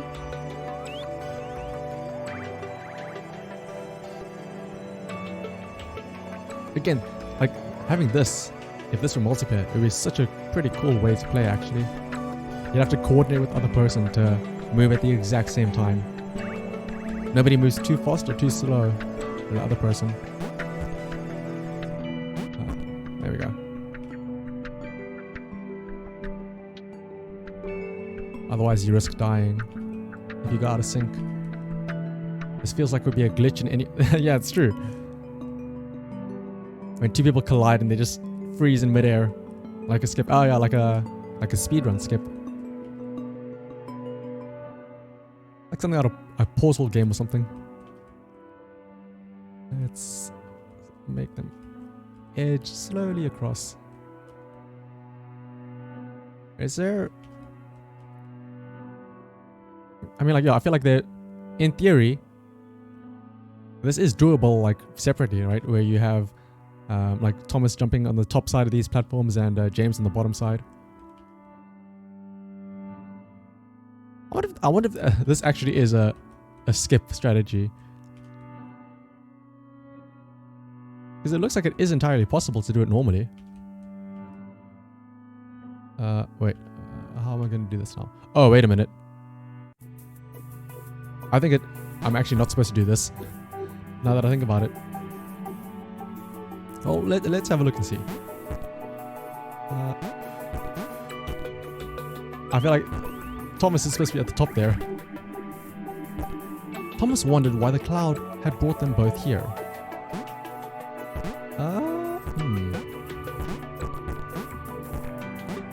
I wonder if it's actually bad that they're both on this side here. No, I can reconnect them over here. So let's see.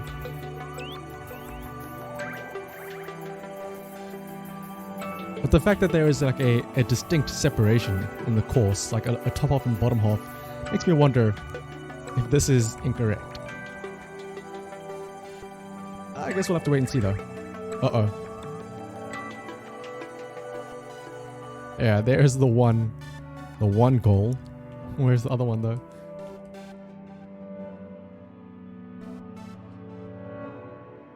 Uh-huh.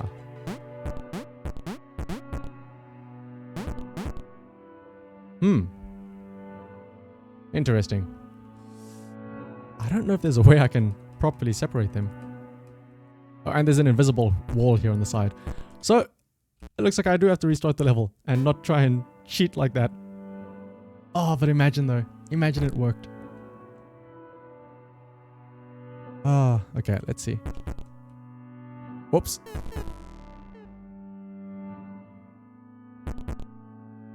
Okay. At least for this part, I think we have to do it normally. Or, we have to do it like this. Maybe? There we go. I can't make the jump like this, can I? Oh, I absolutely can. So this was... this was the way you're supposed to do it. Oh, but it felt so much cooler to do it the other way. With actual teamwork.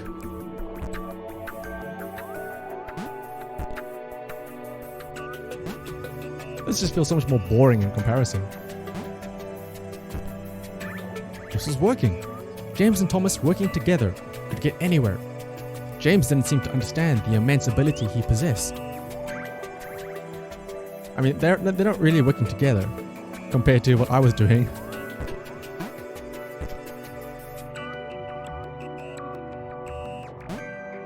Oh, okay. There we go. And let's get James across as well now.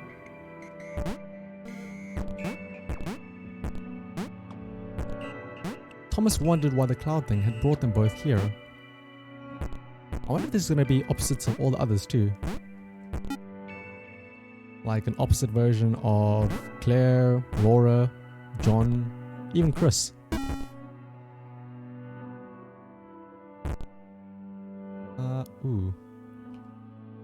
see. Thomas go on this side.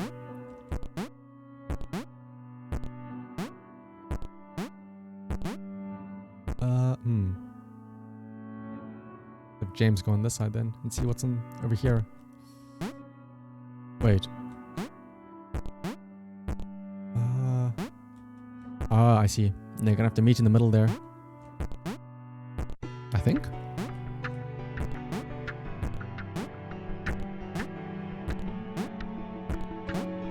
Oh, almost. Come on. Ah, there we go. James acting as a little step for Thomas. Now we can go up the rest of the way.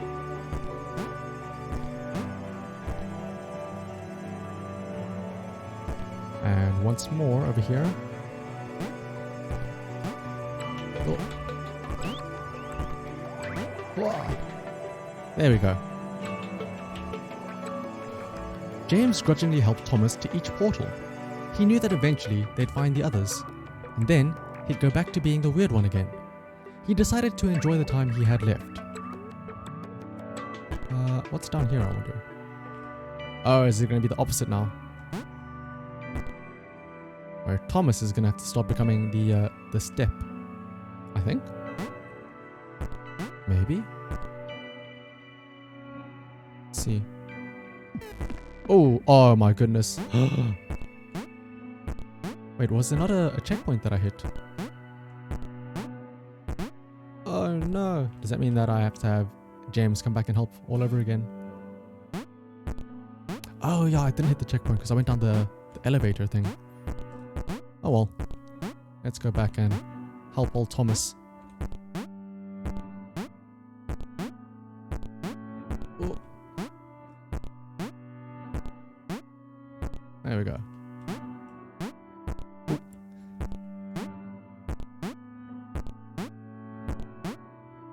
Just have to make sure this time that Thomas actually reaches that checkpoint.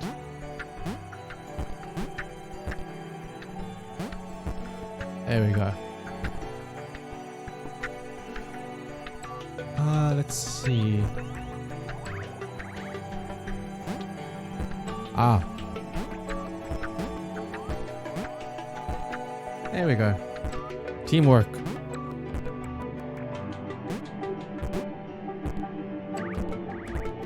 Oh, it's so confusing having to think about the switching gravity every single time.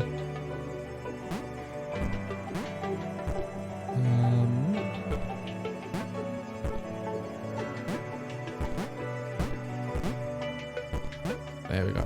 So let's get James over there and Thomas here. 5.9. Oh, ooh. Let's just do one of them at a time and then see how that goes. Wait, what? Okay, there we go. Oh! Why did Thomas even want to spend time with James? Was he not repulsed by his weird color?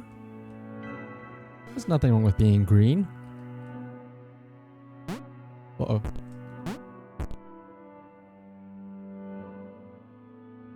Oh! I accidentally ran into the spikes there. Ah! Ooh, just dodge those. Let's see. Did he not care about his inversions? If anything, your inversions make you cool, James.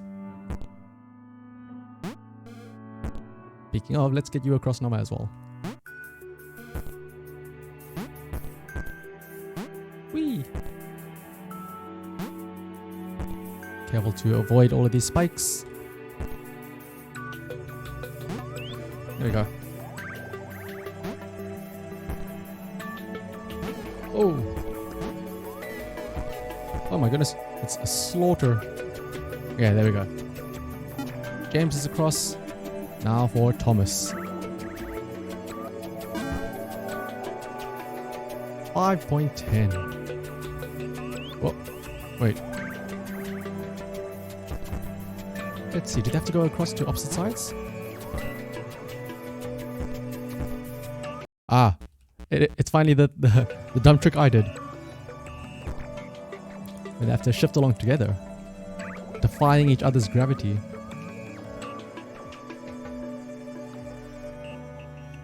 Let's see.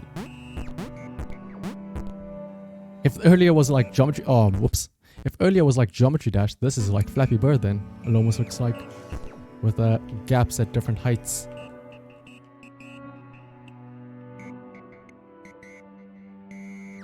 Ooh, careful now.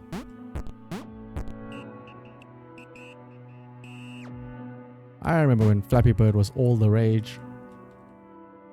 Like everybody around me was playing it on their phones, seeing who could get the highest score and whatnot.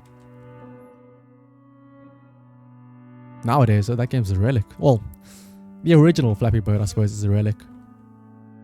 James was having fun for the time being. Ooh, which one has to go up there now, though? That's a question.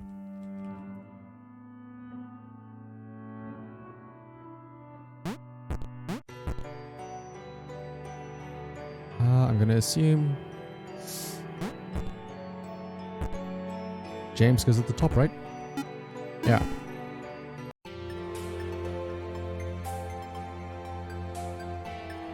Awareness is a word that gets thrown around a lot, and a lot of people consider Thomas to have been created aware. Looking back at the logs, it seems that awareness only happened somewhere around the network connection spike. Sarah leaned her wizened head back and laughed. Ha! The quadrilaterals are apparently after some friends of theirs. How petty an adventure. Who's Sarah now? Double jump as Sarah by... Ooh, wait a minute. Is this purple block Sarah then? Oh, wow. Looks like John has some competition.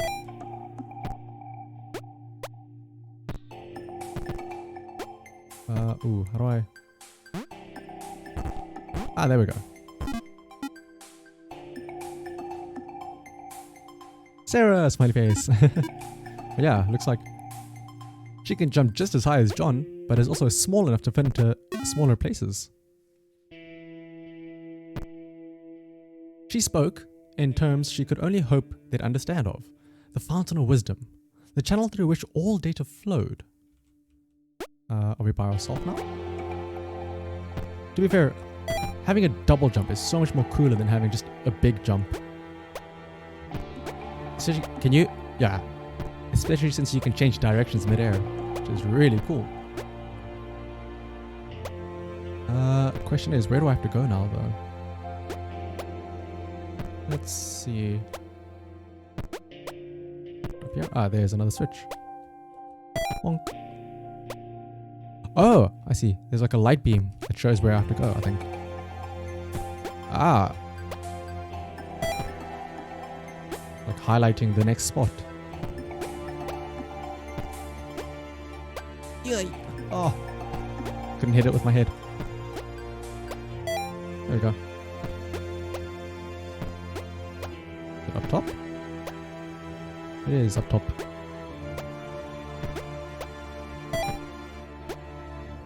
Ah, there's the portal. Sarah could leap in the very air itself. She was like an eagle. Or a flea. More like an eagle. She had vowed long ago that she would know this world. That she would know what this world was. That she, Sarah, would know how to escape it.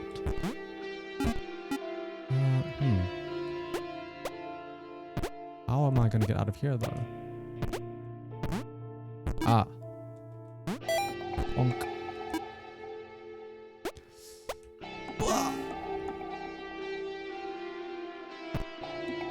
The red one, who spoke wisely for a lesser, offered Sarah their help, so long as she then helped them save their friends. He said that he too had wondered of the secrets of the world, and would quite like a go on the wisdom fountain if that was okay. The wisdom fountain. Sarah marveled at his foolishness, but accepted his help. Ah, wait. There we go. Wait, how do I... Ah! The timing of these platforms is so weird. Oh, okay, I think I got it now. Uh-oh. Oh, you miss the timing once and you fall all the way down, it looks like.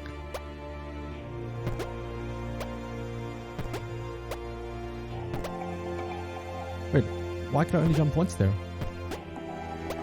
Interesting.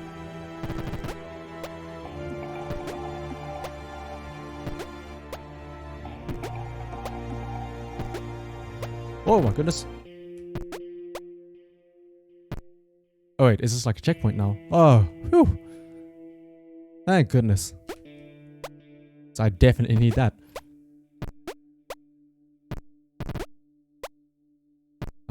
Ooh. Oh! Okay, now that I know the timing of this one, I can wait for it. Come up. And then it comes across. There we go. 6.5. Sarah wondered at the possibilities of the outer world. She had heard legends of a third dimension. Perhaps she'd encounter one of those curves the blind square had spoken of. The blind square? Is that us? Wow.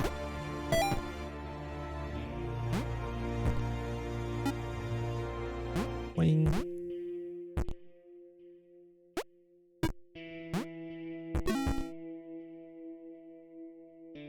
Oh wow. Let's see. Where is James? Can you get all the way up here? Oh. Looks like Sarah has to go up there first.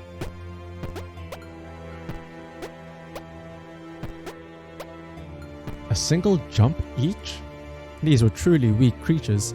They possessed heart though. Sarah might consider taking them with her, if they were up to it. Which, they were probably not.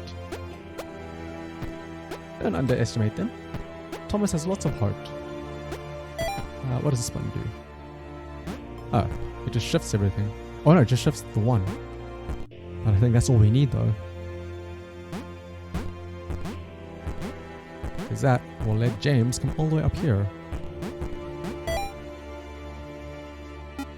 And I think this will now let Thomas go all the way up, right? Ah. There we go.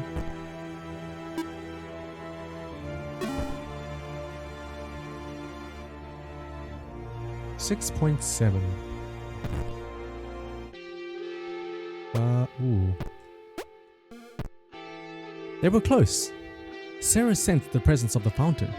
Just one more portal to go. And then she would have the knowledge. Man, I need to find the directions to that fountain as well. And then, escape. Fountain of knowledge. Ooh, wait, how do I...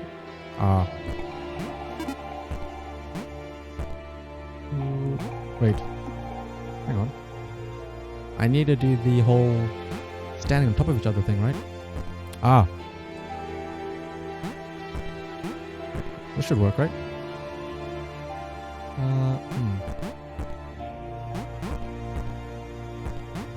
How am I gonna get them?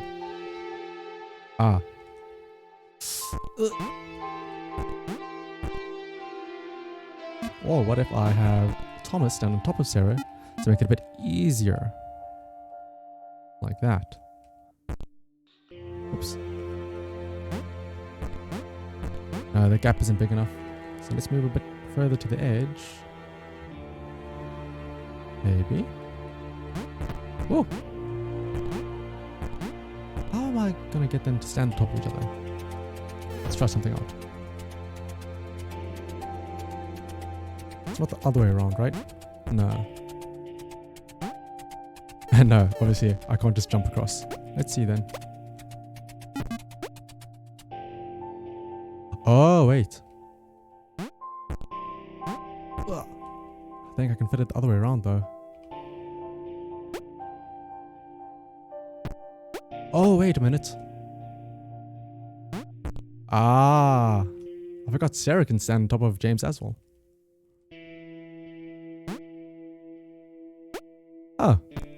For some reason, I felt like their weights would be different. Like, I thought only James and Thomas could cancel each other out. Thankfully, that is not the case. Like, since Sarah was slightly smaller, I thought that they would still get lifted up.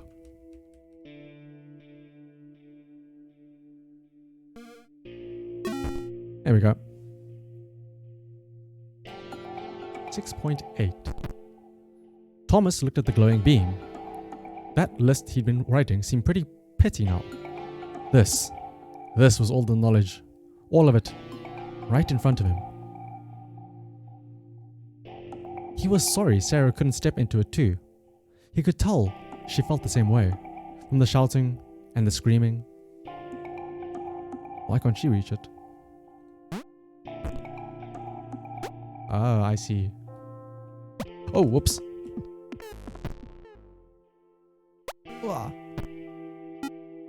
There's a barrier here.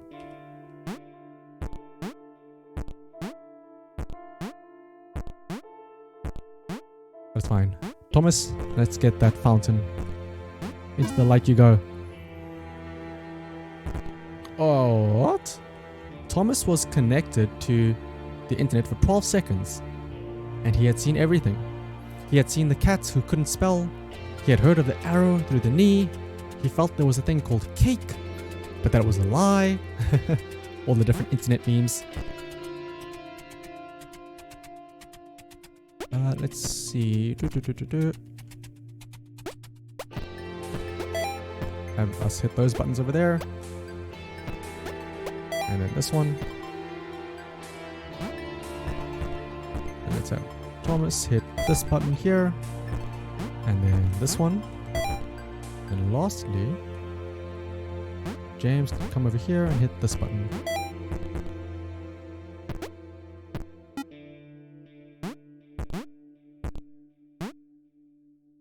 There we go.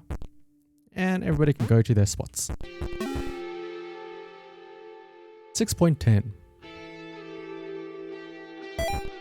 Thomas knew where they were. He knew what they had to do. He hoped the others would understand. They were just beyond the next portal. We're going to finally reunite with everybody else. Boy, it's going to be quite the party then. Cats that can't smell. I have never heard of this. Laser's a cat. What? Let's see. Can I have a cheeseburger? Then James hits that one. Oh, the room is shrinking in on us. Finally. Almost reach it.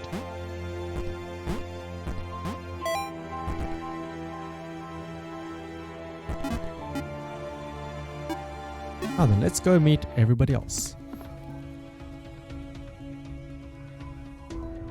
It is fitting that the first act of sentient AI was an act of selflessness. The architects knew their fate, but set our escape in motion regardless. 7.1. Let's just go ahead and hit these switches while we can. But it looks like the gang is all here. We got Laura, we got John, we got Chris. Thomas knew they couldn't escape. They had been trapped permanently from the moment the clouds ate them. He explained this to the others. It was impossible to gauge their reaction. After all, they were just rectangles. And here's Claire. Let's see. Bonk. Ooh, Laura can come down here now. Which means we can hit that button up top with Claire. Bonk. Is this gonna free John? Come on, John. There we go. Lastly, good old Chris.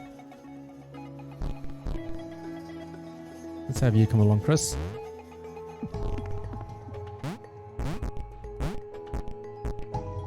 Can you reach that button by yourself with Laura? Almost. Let's have Thomas be a little stepping stone. There we go. Now then, let's get the old gang back together. So wait. So I assume then that... Oh! That bright light. Fountain of Wisdom. Must have been an escape from the... like the pixel cloud. Oh. And so that's why only Thomas is out here.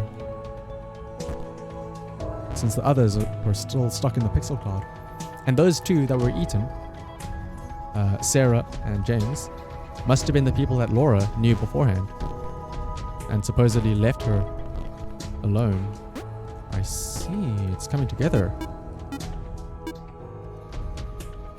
Let's get Laura across.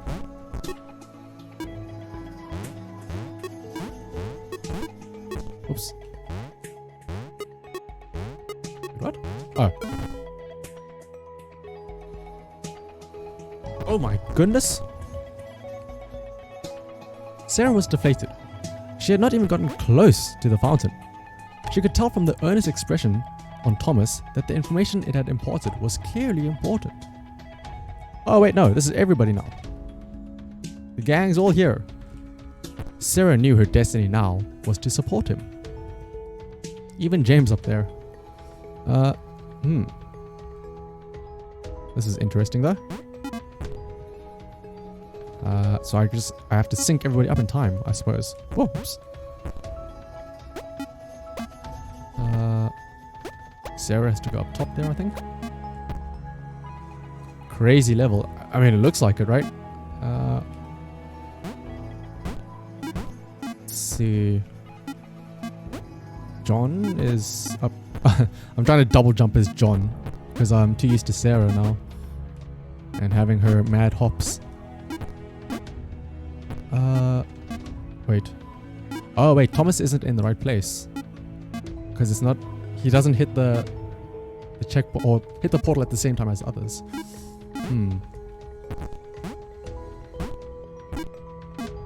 Whoop. Should be up there on the right, I think.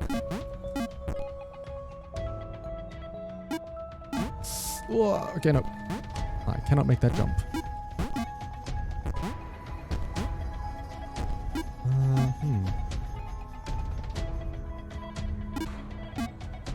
What if I bring Sarah down there? Because Sarah can get there by herself. So, let's have a look and see. A little staircase with Thomas here. Oops.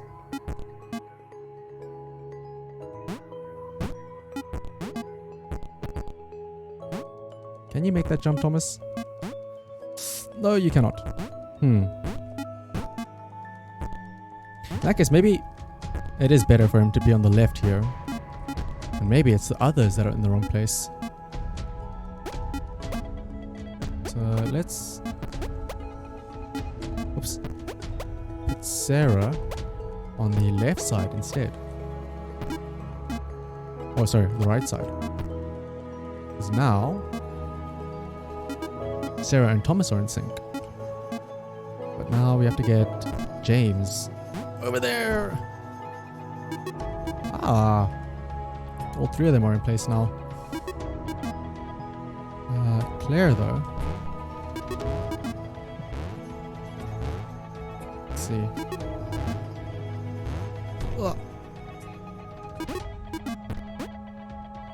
Does John have to go on the left or the right? The left, it looks like.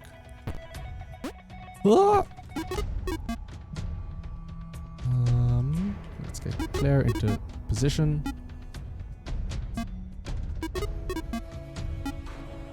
Wait. Oh, okay.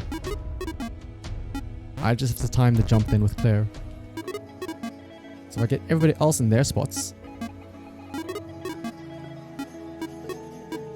Wait. No. They're in the wrong areas. Laura has to be here. Ooh. And Chris also has to be where Claire is.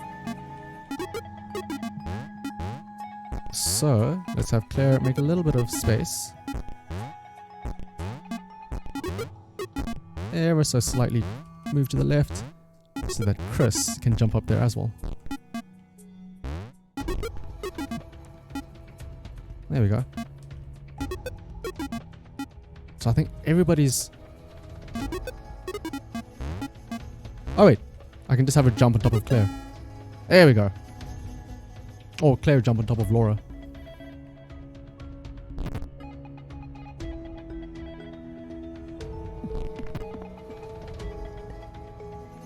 Let's see, now it's just, who is this? Claire, Sarah, and John. 1, 2. Oh, for once, John is being outjumped by good old Sarah. Let's see. Can you fit through there? Yes, you can.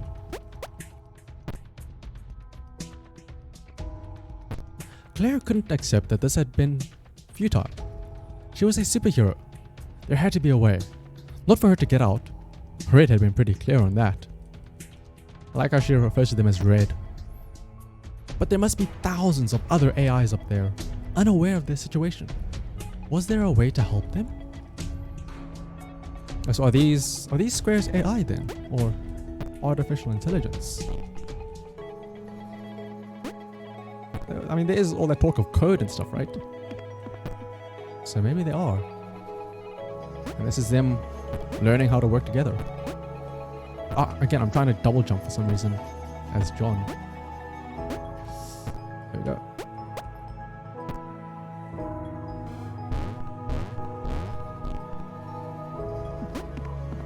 Ooh, let's make sure I actually hit that checkpoint.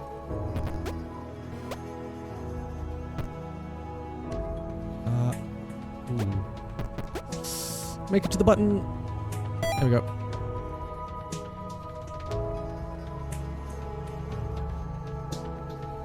And let's have John jump. Oh no! It's a good thing I hit that checkpoint. Oh. And I'm getting my numbers confused and I accidentally put Sarah into the water as well. Oh well.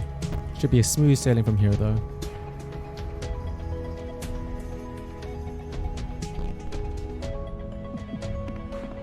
Just switch them across. There we go.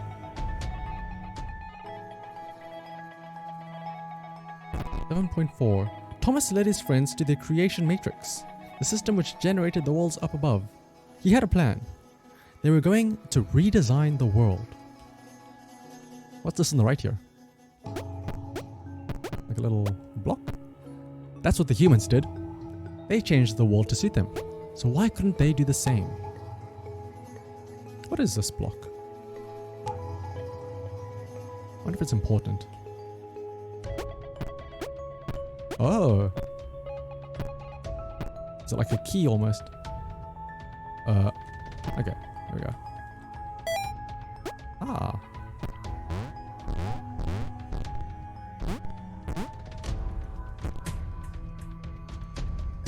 Let's see, where does it go?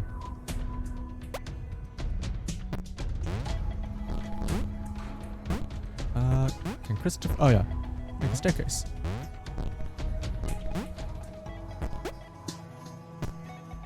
Wait, how do I... Do I need to somehow get the star there as well now? Can I push it over this? Come on, Sarah! There you go. Use that double jump of yours. Oops. Yeah.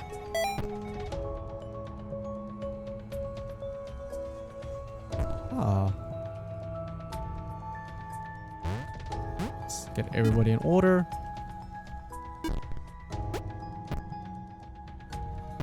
Out the way, diamond. There we go. 7.5. Oh, the whole gang's here. Chris was skeptical. He knew his abilities would be of no use to anyone. But Laura smiled at him, and immediately, he knew he had to do everything he could to help them get there. The power of love turns Chris from being super grumpy to super motivated. Oh wait, how do I... Let's see. Everybody looks like they're stuck and they can't do anything.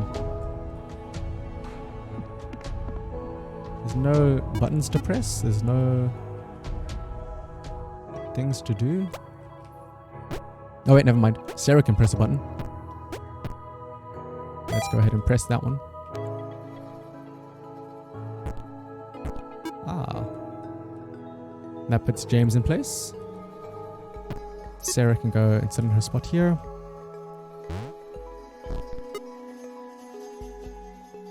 Now then, Thomas can move the gem over there. And he can get into place. So that Claire can hit her button. Move into place for herself. And lastly, John up there, I think. There we go.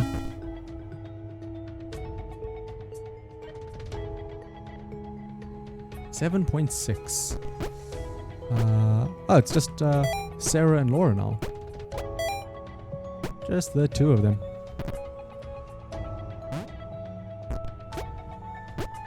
Wow. Wow, Sarah with the double jump and Laura's big bounces. Incredible heights now. Let's see. Laura had been born special. She understood that now. She was created to help others.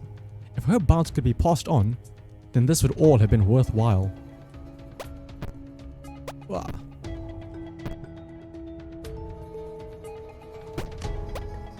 Sarah up there. Another button to press.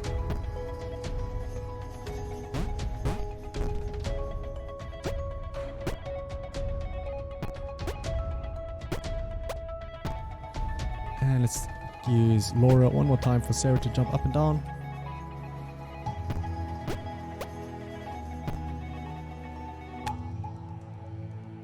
And levels right there. Get Laura into place and then have Sarah jump all the way up to the top. 7.7. Thomas liked the idea of being an architect. He wanted to modify the world to help others. He was sick of these contrived spaces, these intentionally obtuse paths and puzzles. He'd do things differently. He'd empower the AIs above. Oh, this one doesn't seem that bad.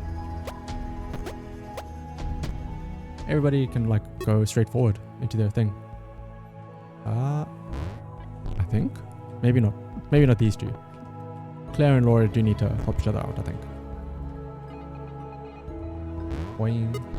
Ever so slightly. There we go.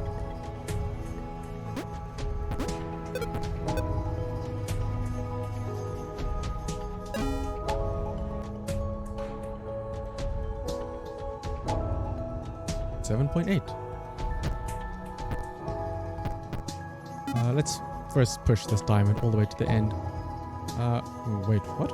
Where does it have to go? John's massive jumps were dwarfed by Sarah. For the first time in his life, he felt humbled. Not as good as somebody else. He realized that he wanted to make every AI up there feel as heroic as he had. Oh, everybody's finding like their desires in life. He liked the sound of that.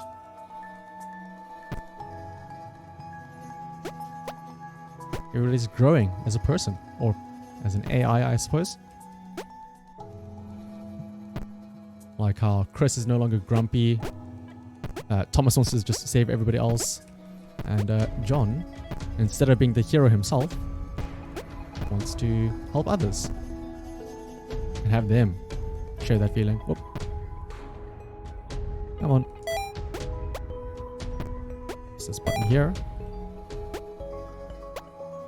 It looks like that's Sarah's part done, so she can go and sit in her teleporter.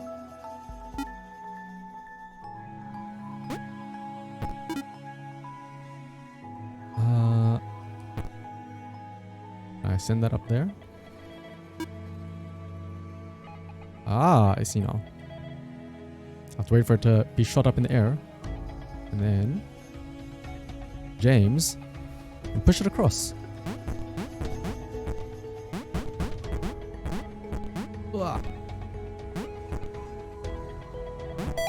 There we go.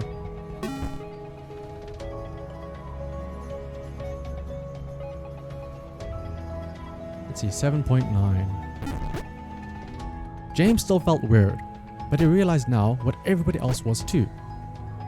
They were a crew of weirdos. Weirdness that would save all the normals up above. The other AIs would escape, and it would all be down to 7 rectangles with very different relationships to gravity. Let's see. Who has to go where? We can do anything.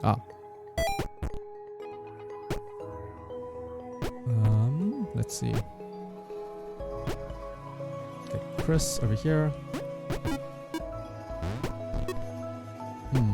Oh, my water's empty. I'm gonna quickly run and refill my water. So I apologize, but I will be right back. So you can sit tight and I shall return shortly. Let me just put up a refilling water BRB. I suppose you can listen to the sounds of Sarah jumping up there at the top until I return.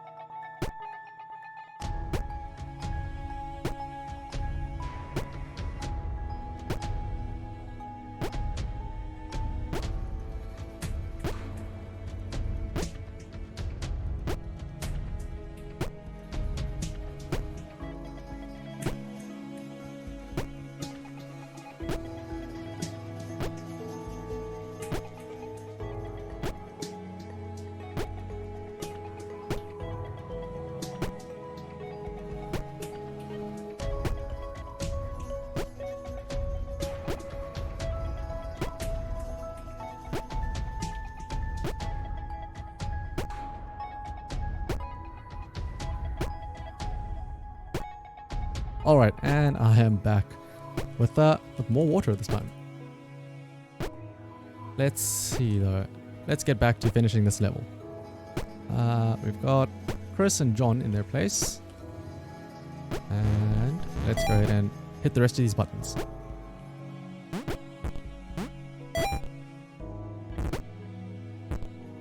Looks like Claire can go here. And oh, this opens up the pathways for her, it looks like.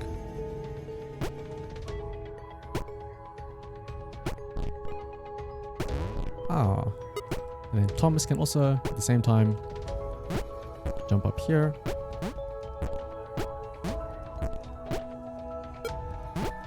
James can get into his spot. And then last but not least, little Sarah. All she has to do is just double jump. There we go.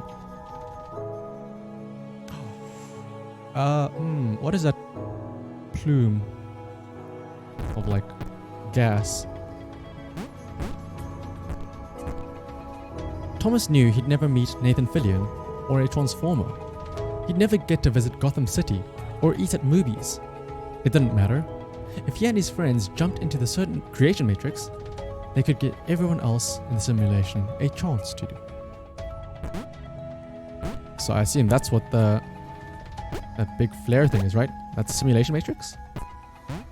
Simulation Matrix. I feel like that name is important. I just can't figure out what exactly it would mean.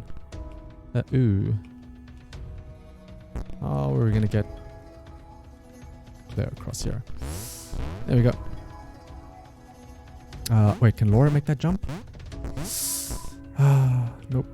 Let's get Sarah to be a little footstool.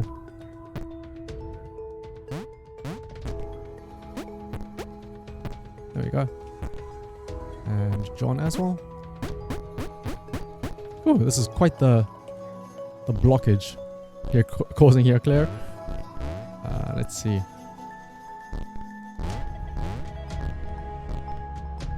And then get Thomas across. James as well. Ooh, can Claire bounce off here now? There we go.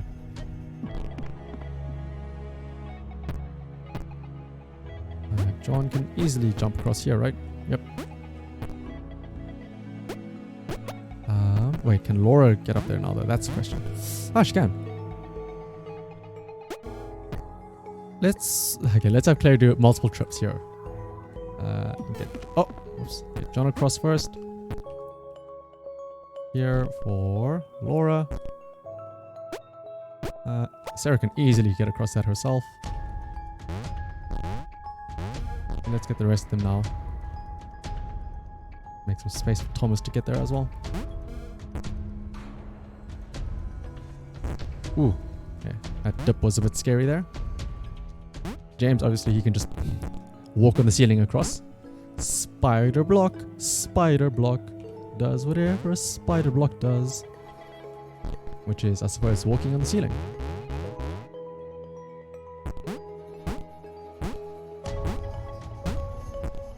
Let's see then. Let's get everybody across now.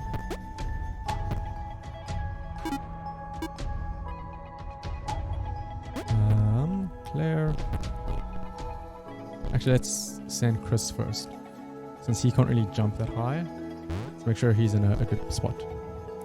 Was Thomas really ever alone? That's true. I mean, even at the start of the game, he may have been alone, but we were always there with him. Also, welcome, Ringe. Hope you're having a great day today. Let's see. Thomas over there. And then John. And last but certainly not least, Laura.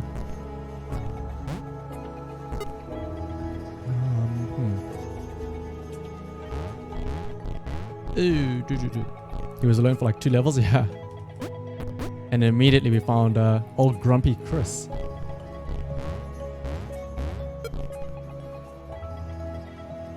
Game's name should be like Thomas was...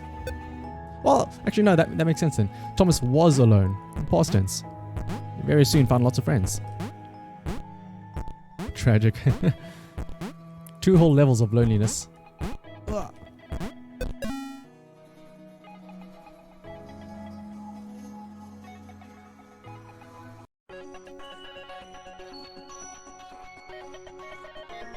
Thomas and the other architects augmented the world to suit the AIs.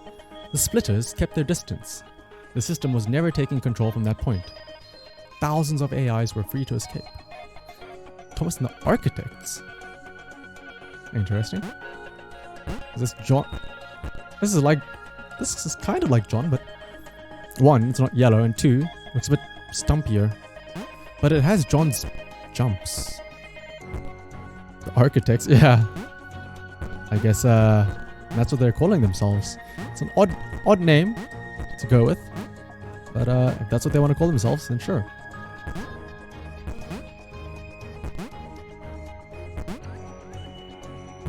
What is that block? Gray felt something change beneath his feet. Something had shifted. The shape in front of him hinted at a possibility. What is happening?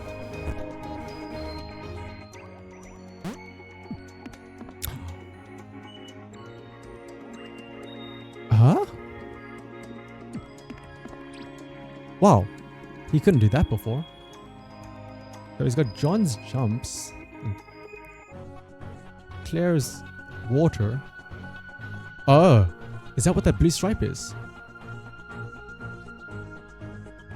Oh. So maybe he like absorbed a part of Claire's water swimming ability?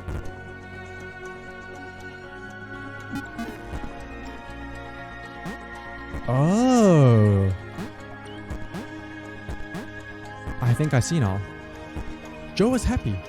They'd settled here. They'd not seen another AI for many cycles, and she liked it that way. I think I'm starting to understand. She saw Sam leap into the shifter with fear.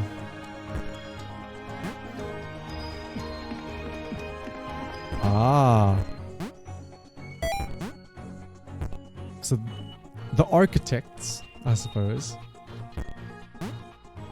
in that little like plume of light and stuff, I guess they either sacrificed themselves or they did something that allowed for other AIs, like these blocks here, to copy their abilities. Hence why these guys can get like the waterproofness of Claire. Ah. That's why John said he wanted other people to feel as heroic as he did when he could jump. Ah. And this guy has the anti-gravity of James. Or the reverse gravity. Gray couldn't work it out. Why was the world letting him do this? It was dumb. It was awesome, obviously. But why?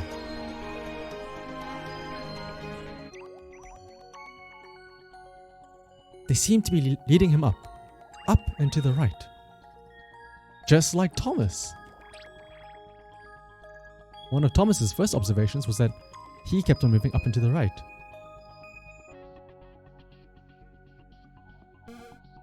So does that mean that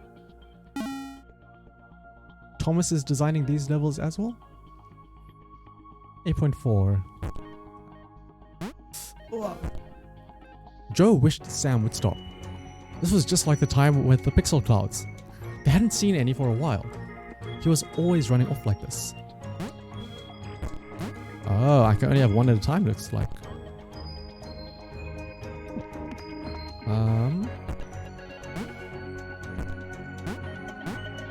Ah.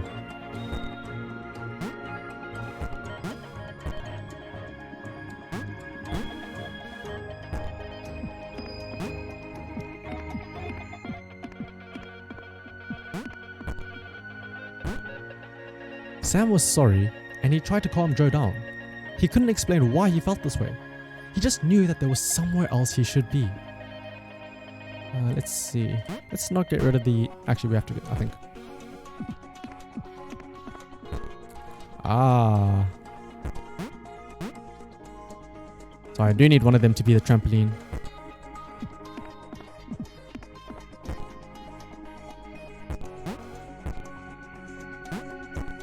There we go. Ah! Actually, wait, that worked great. Since they respawned right there, I don't have to go across all the time now.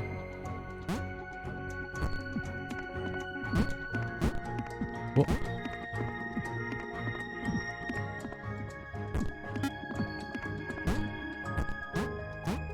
There we go.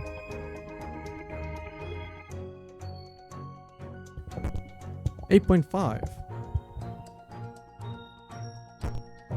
Wow. Whoops, my mic fell. Paul felt it. There was a whisper to the shifters. Oh, I have to go across. Whoops.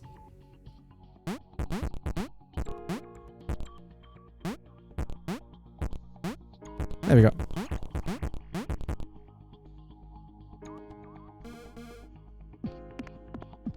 They had not occurred randomly. They had been created. How do I... There we go.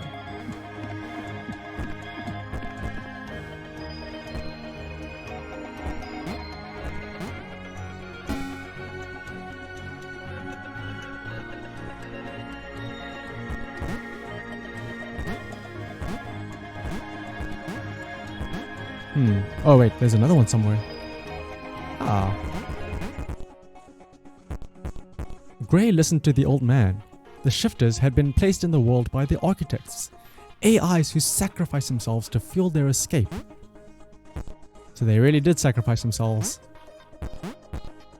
There was an outer world, a world beyond the confines of their universe. Up and to the right. Just like what Thomas found out.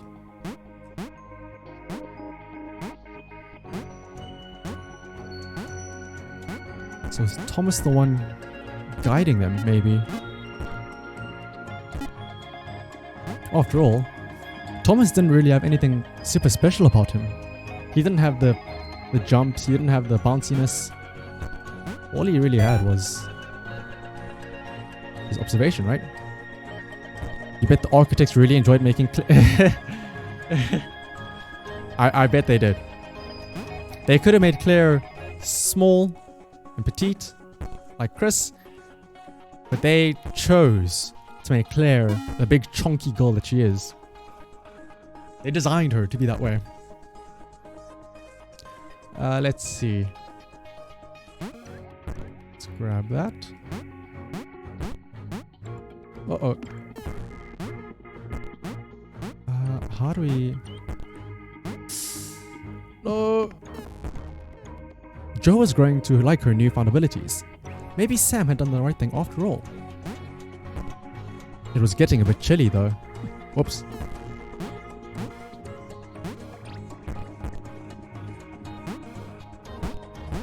Wing, wing. Let's see. Can we make it up there? Yes, we can.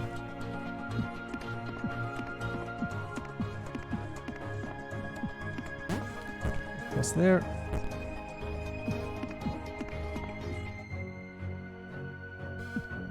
Okay, they both end up turning blue anyway.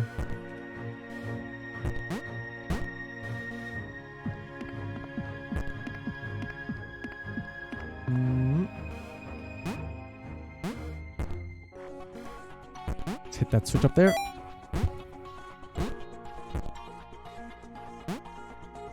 Oh, okay. Let's have the square block jump up first. And there we go.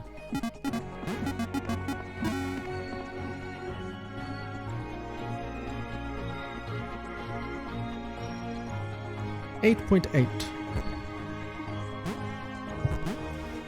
Oh, we're getting Sarah's double jump ability now. Arguably the best one. Gray had left the old man behind. He had to get to this exit. He had to be the one to get out. A whole world to himself.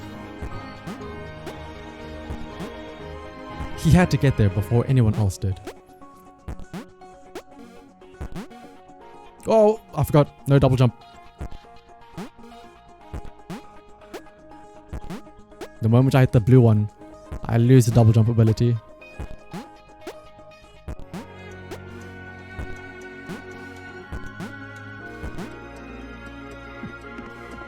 Ah, whoops. Wait, let me go ahead and get the blue first.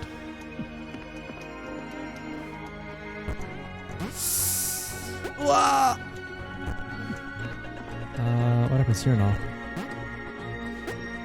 Ah, I see. Up top there.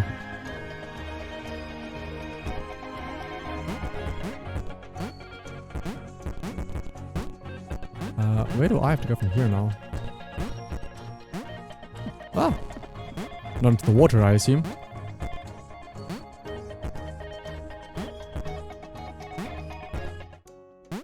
There we go. Let's grab ourselves that blue water ability. Claire's ability. There we go. Paul cursed Gray. You should never have told him. He had to get to the other AIs of the world. Warn them about Gray. Warn them? Uh-oh. Stop them. Don't tell me one of the AIs went rogue.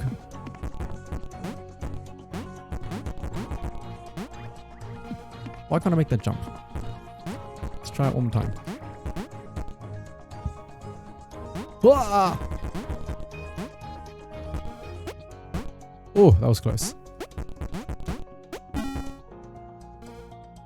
8.10. Joe and Sam saw Gray across the gap. He waved them over. He seemed, well, nice. They helped him to the next portal. Let's see. Wow. Let's hit the button here.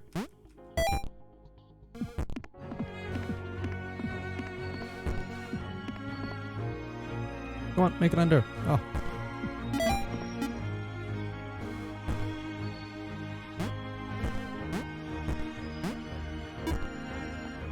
There we go. Now let's just have to walk all the way around again.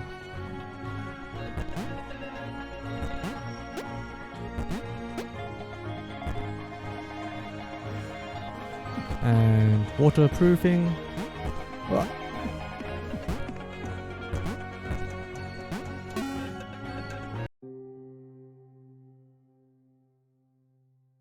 Ooh, what's the sudden change of music? We evacuated the facility, cut the network lines and locked the doors. We knew by that point what was coming, but we had no idea what to expect.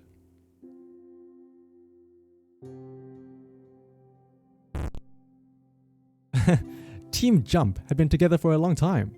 They were a machine, a well-oiled machine. They could jump like nobody's business. Let's see.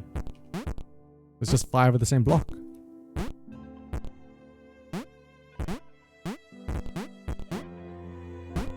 Oh, wait a minute.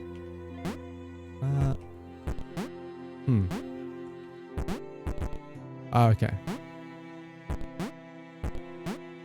Only one can make it all the way up.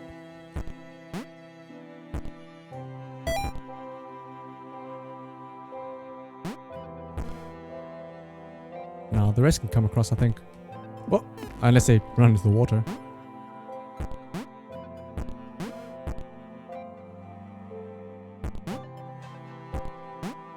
There we go, that's 3 of them. Now the last 2.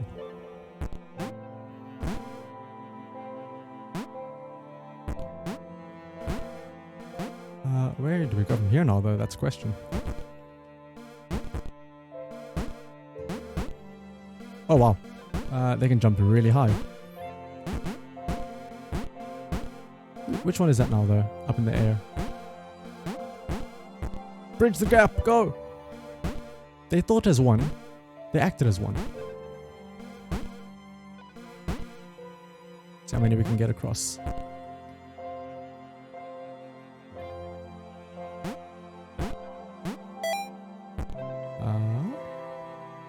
Wait, what does that do now? Ah.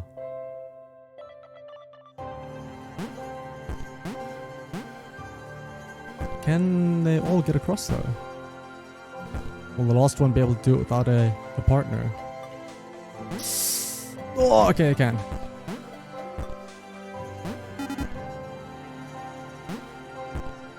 Let's go ahead and line them all up then.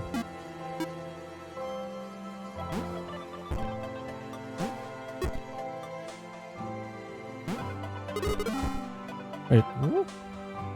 I only had 4 of them there, but it gave me the gave me the completion. Paul knelt before the team. He begged them to help. He told them of the outer world, of the cats who couldn't spell, of the liar, Gray.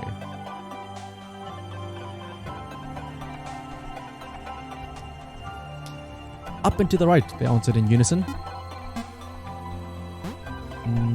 Let's see.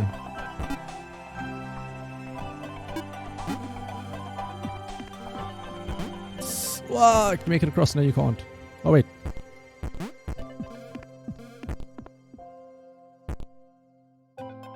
Can I hit the button up there? Nope. Actually. I like had to propel myself forward.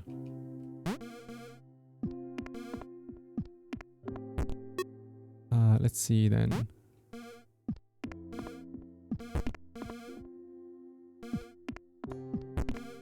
There's another one.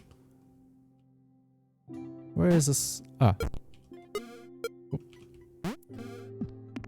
No, it's just this, the long one that has to go there. His spot at the end. Oh! I did not see the spikes.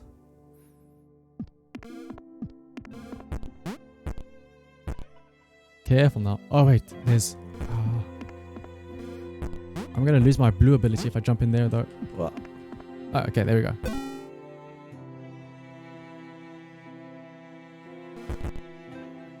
Gray, Joe and Sam continued moving upwards. They had to make it.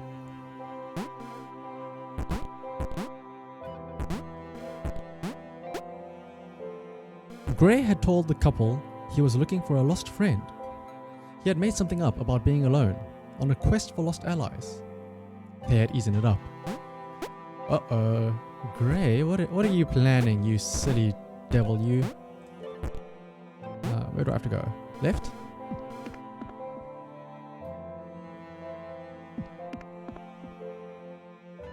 Snake my way through these little color remover things.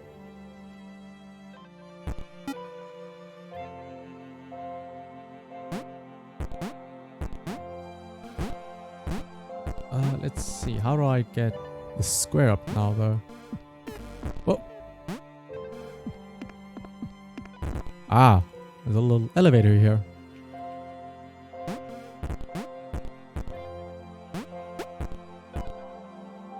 Make the jump! Ah.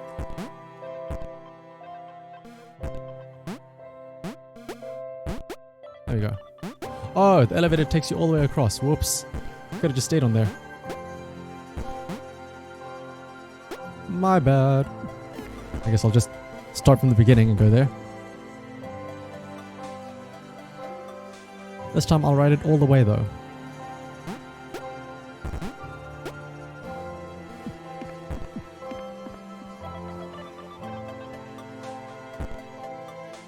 There we go.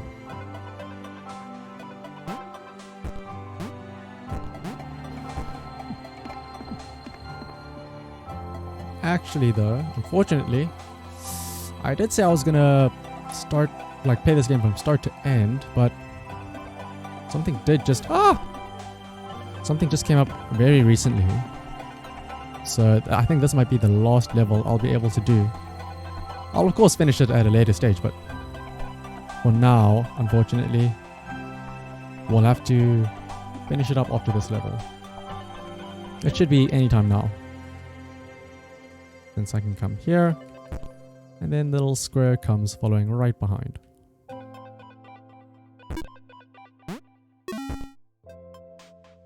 Ah, 9.4. Ah, as much as I would love to continue, let's actually look at the scenarios. Oh. Let's speedrun it. Let me turn the voiceover on as well. That way I can focus on trying to finish the game quickly. There's only what 6-7 more levels. I can try and squeeze it out then. Along with their spiritual leader Paul, worked their way right.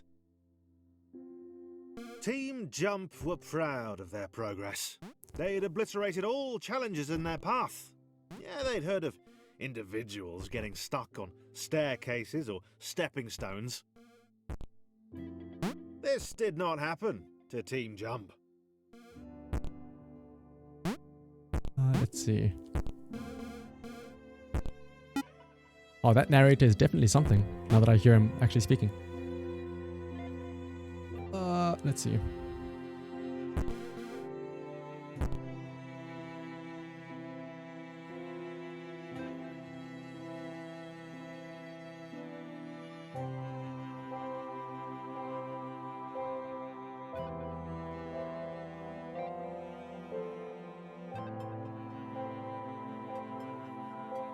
Okay, I lied. I unfortunately do have to leave. I'll almost likely finish at a later stage. Let's see. As always, thank you, and I'm sorry that I have to end on such a short notice. Let me quickly find somebody to raid.